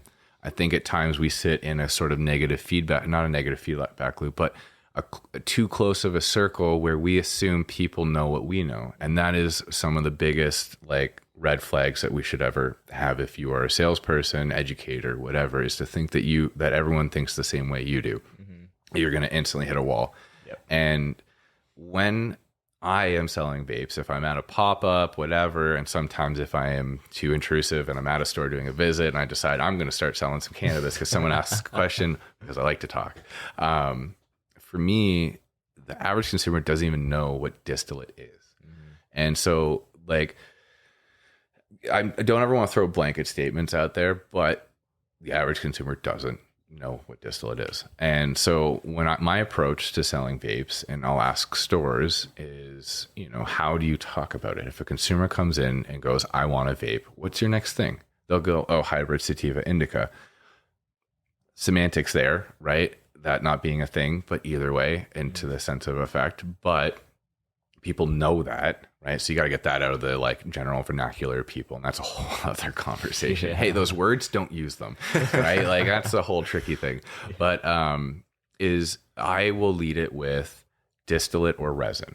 Sure, we can get into solventless, all that stuff, but like, you don't need to overwhelm a person, right? And if you just say distillate or resin, you will see it in their eyes. Either like, maybe these are arbitrary numbers, but say 3 out of 4 people. 3 out of 4 people's eyes will like go, what's distillate? Yeah. Right? And you're like, oh, it's the thing that you've been using all the time, right? But they don't know. And they don't even know they didn't know the word to even search, right? And that's sometimes the hardest part to get an answer question is you don't know what question to ask, right? And that kind of creates a teachable moment. And it's something that I think more people need to focus on is continue to educate those consumers, because you may think they know, but they may not even know as much as they may come in flaunting a connoisseur like profile. And truly, what is a connoisseur to a point, but like there's nuances to everything. But I think we just got to remember it's only 4 years. Yeah. It's literally not old enough to buy its own product. So like, they can't even vote yet. Yeah, like it's very young still, very young. Literally, if it was a child, it's kind of figured out some words. Yeah, some words they can walk now. They walk a little bit. It's starting to run a little bit, maybe, but they buy. Yeah, it still got a little bit of off balance though. It's not fully there. Big head, Oh yeah. I'm gonna take a piss. Okay, break time. Yeah, intermission. That 14 jar of the dance hall is one of my favorite jars of all time. It's such a beautiful jar. Favorite flower. Like I said, anyone that grows living soil organic cares way too much. I want to smoke their stuff. Thank you so much for giving us those to review, Scott. Like that was crazy. Of course, I just appreciate. There's a lot of influencers out there and reviewers, and I just enjoy the process at which you guys go through of open jar. Talk about it, like so much conversation even before you've smoked it, and then it continues through the smoke and after, rather than like it was good, like. And it's not to say that that's a common thing out there with other reviewers, but it's just I appreciate the depth that you bring it down, and there are some other people within the space alongside you guys that are fantastic. I just can't shout them out because I'll miss someone and they'll be mad. Yeah. So no, there are definitely some really great people out there for sure. I just remember going on Reddit a bunch of times when I'm at the dispensary, having nothing to do. And, I'll go through some reviews of some flower I haven't tried or that just came out. There's like 2-3 reviews on it. Each one will be like, yeah, it was good. Smelled good. Tasted good. High was good. Yeah. What's good? Great. Like explain. Like what did you taste? What did you feel? What was it? Illustrate a story for me, please. Paint a picture, please. Give me something to go off of. I can't just tell customers it was good. It was good. It'll help you do chores. Like I'm going to buy a car. I'm gonna have this for 10 years. What do you think? It's good. All right. Oh man, that's too funny. Yeah. But yeah, no, that Coast Mountain trilogy was amazing. What other products is Greenhedge dealing with? Like what highlight some of those ones? Like other than Coast Mountain? Yeah, so give me a second, bear with me. It's quite an extensive amount. Yeah, sure. So we currently represent Coast Mountain Cannabis. Mm-hmm. We've also recently brought on Distinct Cannabis. Very nice. Wonderful stuff from them. Yep. Then we've got Old Growth Collective, which consists of Brindle Farms, Slurm Melt, and Great Gardener Farms. So some amazing talents there that finally get to play on a bigger scale and can actually talk about it, which is really cool. Nice. Then you have Indiva, and Indiva is a powerhouse of offerings in the sense of the different categories that they allow us to be able to sell into. So like they just brought out Dime Industries, which is a vape line. They've got Pearls, Wana, then Bang. And then they've also got their own in-house brand, Indiva Life. And then there is, that is it right Artesian now. Batch, right? Sadly, that is, the conversations around that are a little different right now, as I think they are more prioritizing Pearls and Dime. The most recent drop from them, I believe, was the OG Funk rosin, which I showed you earlier. That's kind of the one we're working with right now. But more news about that. And then we have, this is always the tricky part with this, is trying to go off the top of my head, but we get to work with 3 different drink companies too, which are, drinks are like the coolest category to a point because you get to touch so many different consumers with this, and high CBD, eventually minor cannabinoids, stuff like this, and those that just don't want to smoke. So you have Electric Brands Inc., which is actually Sweet Justice, one of the guys who brought you the first infused cola. That is absolutely bomb. Then you've got Green Monkey, people that have come from the UK to Cali to now here in Canada. They've got a wicked line of balanced drinks of THC, CBD. Then you've got Molecule, which offers up a bunch of different drinks. They do Embody, high CBD. They do Clone, which is an idea of like mocktails. Then they got Fresh, which are actually flavored after Juicy J Papers. So fun little thing there. That's cool. Then you got Fresh Strains. So for those that do want to taste cannabis, they use terpenes reminiscent of like Blue Dream, Forbidden Fruit, Blackberry Kush, all sorts of stuff. So that's a cool little lineup there. And then the recent one with the Dolce lineup with the Cherry Shockwave, Sweet Peach. So they're going for candy flavored on those. And then who else do we got? That is... If you miss any, that's cool. Like, I know there's you say it's cool, but my bosses are going to get a call and they'll be like, hey, you didn't talk about us. And it's like, it's cool for us, not for him, though. No, it's not. It's I usually have to take my business card out just to make sure. Like, do not get me wrong. I know my shit with these people, but it is tricky at times. 100%. Like, hey, 100%. Here's 20 names. Where can people go to just see everything on which website?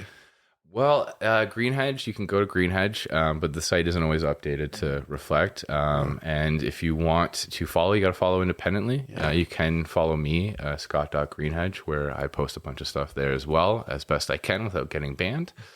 Instagram. I know you delete a lot of stuff just in all case, the time. Right? Anytime I get a little flag, I'm like, I'm gonna pull back, just kind of chill for a sec. And also, I overthink a lot, and I like creating different aesthetics on the Instagram. And we're always talking about new products. Like, this industry is straight up fast fashion. Yeah. What's the next thing? What's the next thing? So I don't really want to pollute the feed with existing material. I need to be talking about what is now, what's current.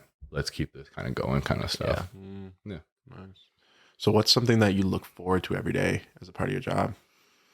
I think it's honestly the chaos. That doesn't sound great, but I enjoy riding the wave that is this industry and like just navigating the challenges of each day and trying to make sure that tomorrow is a little easier. And if it's easier for me, cool. But if the main goal is to make it easier for our customers and retailers to sell these products. And I think that there's a lot of uniqueness with all the different people you meet. And so there's always different kind of problems to work with and figure solutions for. So that to me is like my favorite kind of part of it. Nice. Yeah. Oh.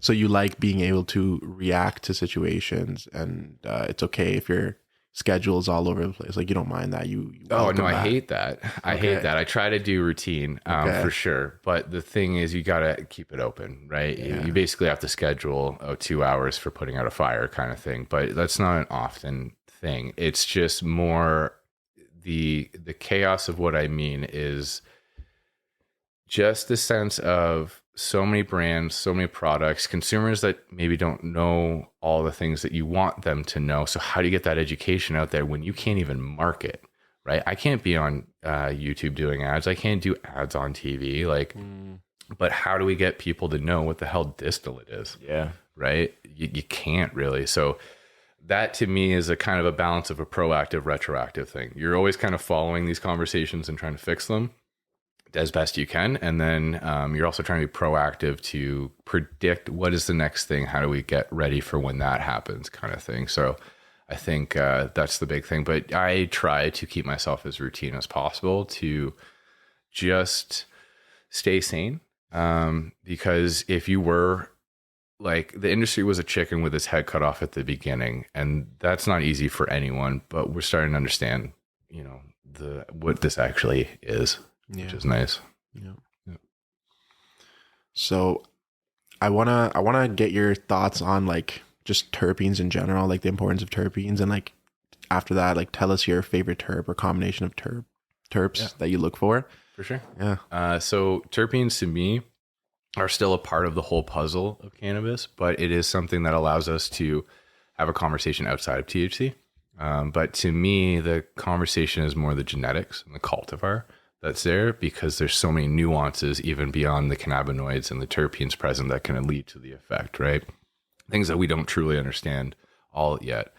But for me, terpenes is a wonderful way to really open the conversation as to what cannabis is, right? Having those conversations of flavors and smells and being able to use that to create quick correlations to effect, right?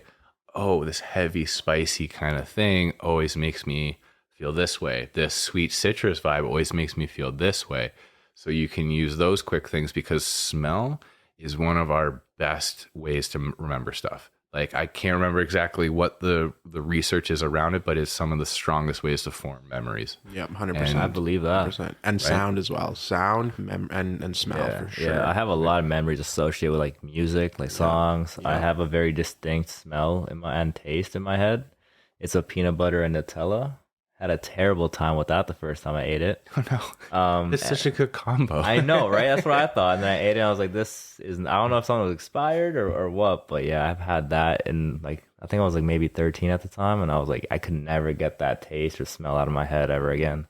Right. And that's where like, you know, terpenes, I think, can really help us create a simplistic approach to educating on cannabis to the average person. When you don't need to sit there and go, ocimene, farnesene, limonene, terpineol, all these things that they probably don't give a shit about without knowing they do. They honestly do. They're all asking for a certain effect, right? And that's usually caused by these things. But they're not going to sit there and remember all those things you just listed. They don't care as much as you do. Yeah. Maybe one day they will. Cool. But you'll be there when they are. But they sure as hell open that bag and go, damn, right? Like that hits harder, right? So if you just speak to some basic aromas and can create those comparisons, then it's an easier way to help mature your consumer base and also you yourself as a consumer familiarize yourself with what the nuances are to these things, right? When people go, oh, this has got a little bit of that Jean-Guy to it. Oh, it's got a bit of those Skittles vibes. Well, they're kind of talking to an aroma, right? There's synapses going off, going, the last time I smelled something like this was this. And so they're kind of coming in and, oh, last time I smelled something like this, I felt this way. And it was at this thing and this and that, right? And that's what helps us kind of actually sell cannabis, not lab results, which is kind of nice. Yeah. I do that with the flavor a lot, actually. I'll say like this has like runs to it or something like that. It's more so on the flavor for me than the aroma, more so. Fair. But that's a tricky one too, like we talked about, right? What's their format for consumption? Everyone opens a bag, opens a container, smells the first thing. Flavor comes into like your consumption style. Yeah, that's true. That is true. Yeah. So what is your preference, maybe say for the day and maybe for the night if you have something like that? I like that you separated it because it's one thing that I kind of look at as like it's a pairing thing. If it's daytime, citrus, floral notes for sure. So that limonene, linalool kind of vibe to it. That to me just creates a really nice, for me and my body and how it works, creates a nice like mental stimulation with a relaxation to my body that I find creates a nice balance for a functional effect during the day, which is nice. Now I don't consume while I work because I'm driving all day, but I will consume on like Saturday, during the day, Sunday during the day, and that's going to be more of those citrus kind of sweet floral notes. Nighttime, I want it to be offensive. I want to smell it, and I want to put my head back. I want the like that funk, that ripe fruit that's in your face. Like maybe you kind of opened your green bin and you forgot some stuff in there, and you're like, damn, right? Like that, the dank stuff, right? For sure. To me, that is where I find, again, for my body, is that sedating like effect. And that to me is what I like at nighttime. So, that could be a mix of like some humulene mixing with some farnesene, some caryophyllene, right? Just that classic like kind of spice to those. But that really like those really ripe earthy kind of notes. That like to it. myrcene, like ripe fruity and exactly, right? So those kind of like profiles, right? And the thing is like when you read the back of a bag, and they did give you the option to look at the terpenes, it is hard to predict what those mix to create, right? Because again, there is alcohols and esters and other elements that can kind of kick in to change these nuances to it. Like you guys talked about it with fentanyl the other day and like kind of diving into that, right? Talk flavonoid for a moment. Like these sort of things can create these really unique nuances in it. So it's tricky at times to be like, oh, it's high in caryophyllene, that's my go-to. Well, there's some don't get me wrong, it's a good way to kind of go about it, but again, it's the overall aroma of what it's mixing to be, I think, is what you'd want to look I at. think the percentages it acts like an ingredient list. Like how much of what do you need of what and what combination with other things. Yeah. Will it provide that like similar or same effect, right? Like you can't have too much. But the recipe in you're something. shown doesn't show you all the ingredients. So No. that's the thing. And like, even if it did, that would say that the plant and every bud on the plant is the same. And it's not. No. And that's where like it gets tricky with those numbers and stuff. But I hear you 100% is what's the recipe? Yeah. Like, What's the in it? total effect it's going to give you, the entourage effect? Yeah. That's awesome. I agree with those. I like that floral, limonene, terpinolene. I like that in the day. I think that's my go-to as well. there's this one on that dab we did earlier. There's a subtle aroma to it that always gives me this like memory of like Kool-Aid mix.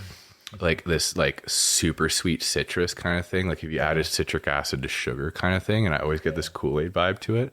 Those, whenever I smell that, I'm like, I'm in. Like if it's even a little hint of it, I'm like, this is my daytime vibe. This is going to be a fun one. So it's cool when you have those little like nuances. Yeah.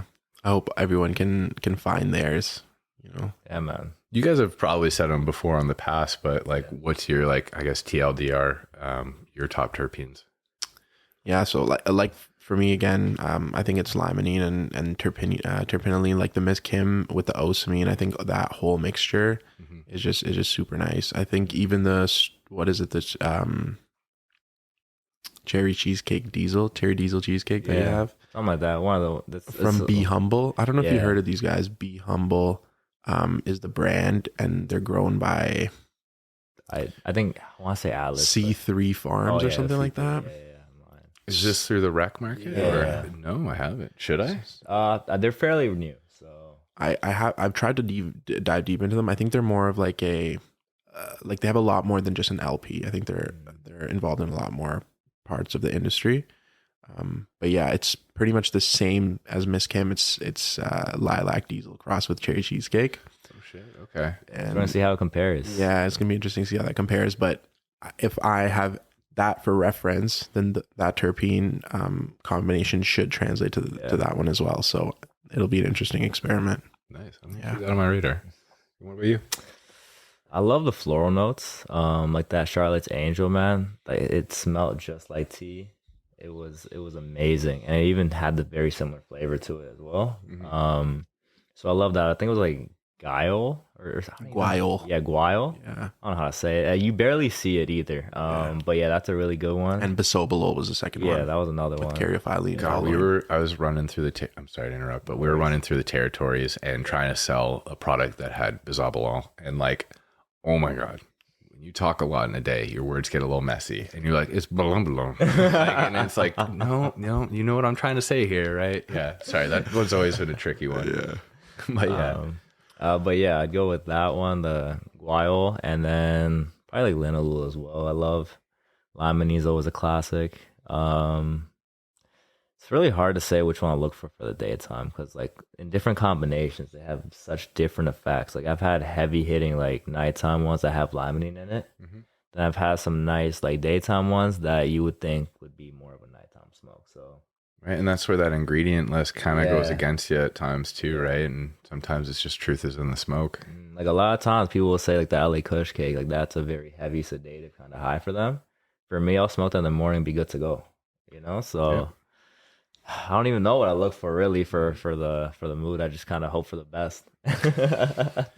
Fair, man. It's all about how you go into it as well, the mental state. Yeah. So that can really play a big part. Well, I mean, too, like if it's all affecting your endocannabinoid system, which inherently is hitting your nervous system, if you are neurodivergent or neurotypical, you know, we understand that there is a spectrum of nervous systems out there, and where are you sitting in your parasympathetic and so on, and like this stuff's a little bit beyond me, but that sort of nuance is that inherently everyone's baseline is different. So when you're consuming the same cannabis, it can create different things for different people, right?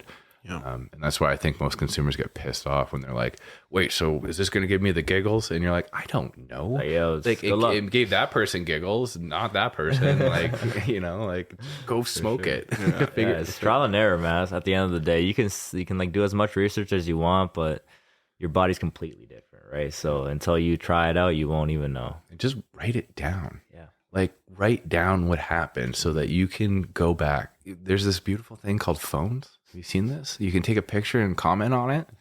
Great way to stockpile information if you don't have a pen and paper, right? Like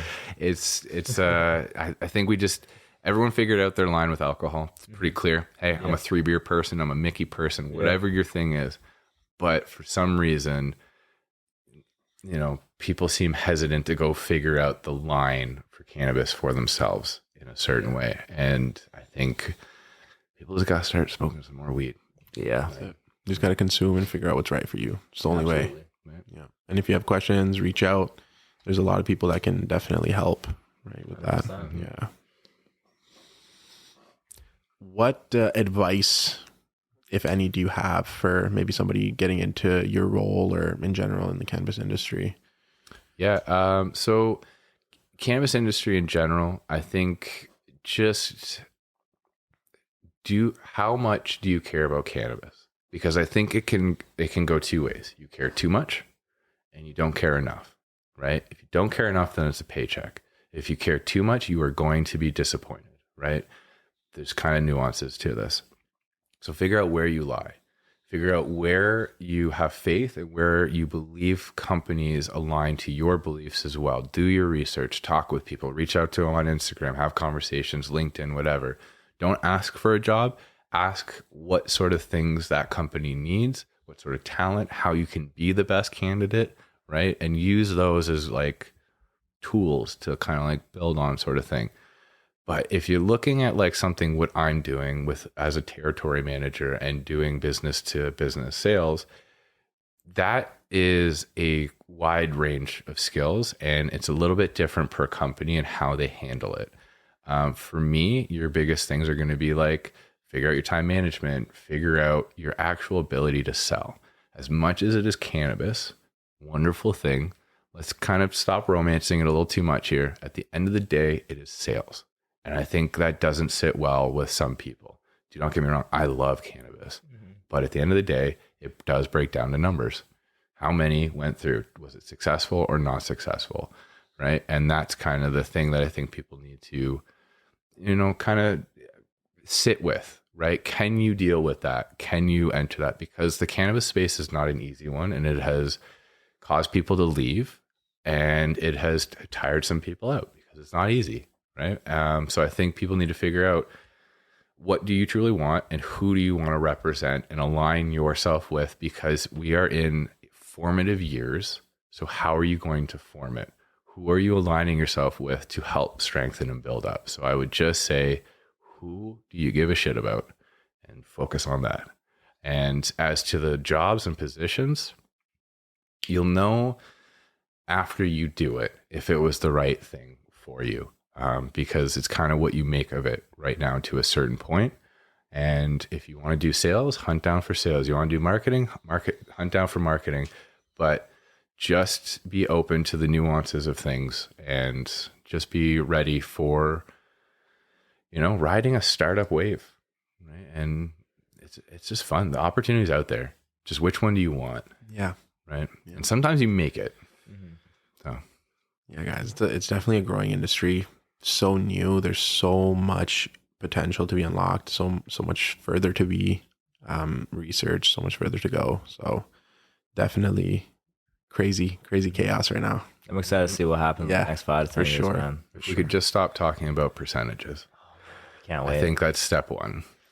Yeah. Definitely. I think people just gotta figure out like a lineage, or I think just going with lineage is better than percentages, man. Like you'll have a better idea of what you're more likely to feel with that than percentages. I think to me, there are kind of 3 key aspects I would like the industry to start to, and again, like I said, this is not blanket statements. There are many people doing what my bias aligns with saying is like the right way, quote unquote. There's a million right ways, but to me, I think it's 3 kind of points here is farmer, genetics, and cultivation. Farmer equals your quality, genetics equals your effect or potency, quote unquote, and cultivation equals your value. If you have farmer A growing pink kush, cool, you have that. But if it's a greenhouse, it's this quality. If you have farmer B growing pink kush and it's in small batch, whatever, indoor LED lights, living soil, that's this price, that's this value, right? And I think those are the points we need to drive home and just get people back to understanding, like, who's your farmer, who's the person bringing you the product that you trust, and understand that, sure, one of them you may not have liked. No one's perfect. If you win 3 out of 5, that's a pretty good success rate, I would say. 3 out of the 5 average person's on board with that cultivar, cool. Yeah. Or those offerings kind of thing. But yeah, to me, that is, I think, something we need to focus on. What do you guys think with that? I would agree. I definitely agree with that. We've been saying, like, you gotta look at the back of the pack, figure out who's growing your stuff. That's always the biggest factor of quality, in my opinion.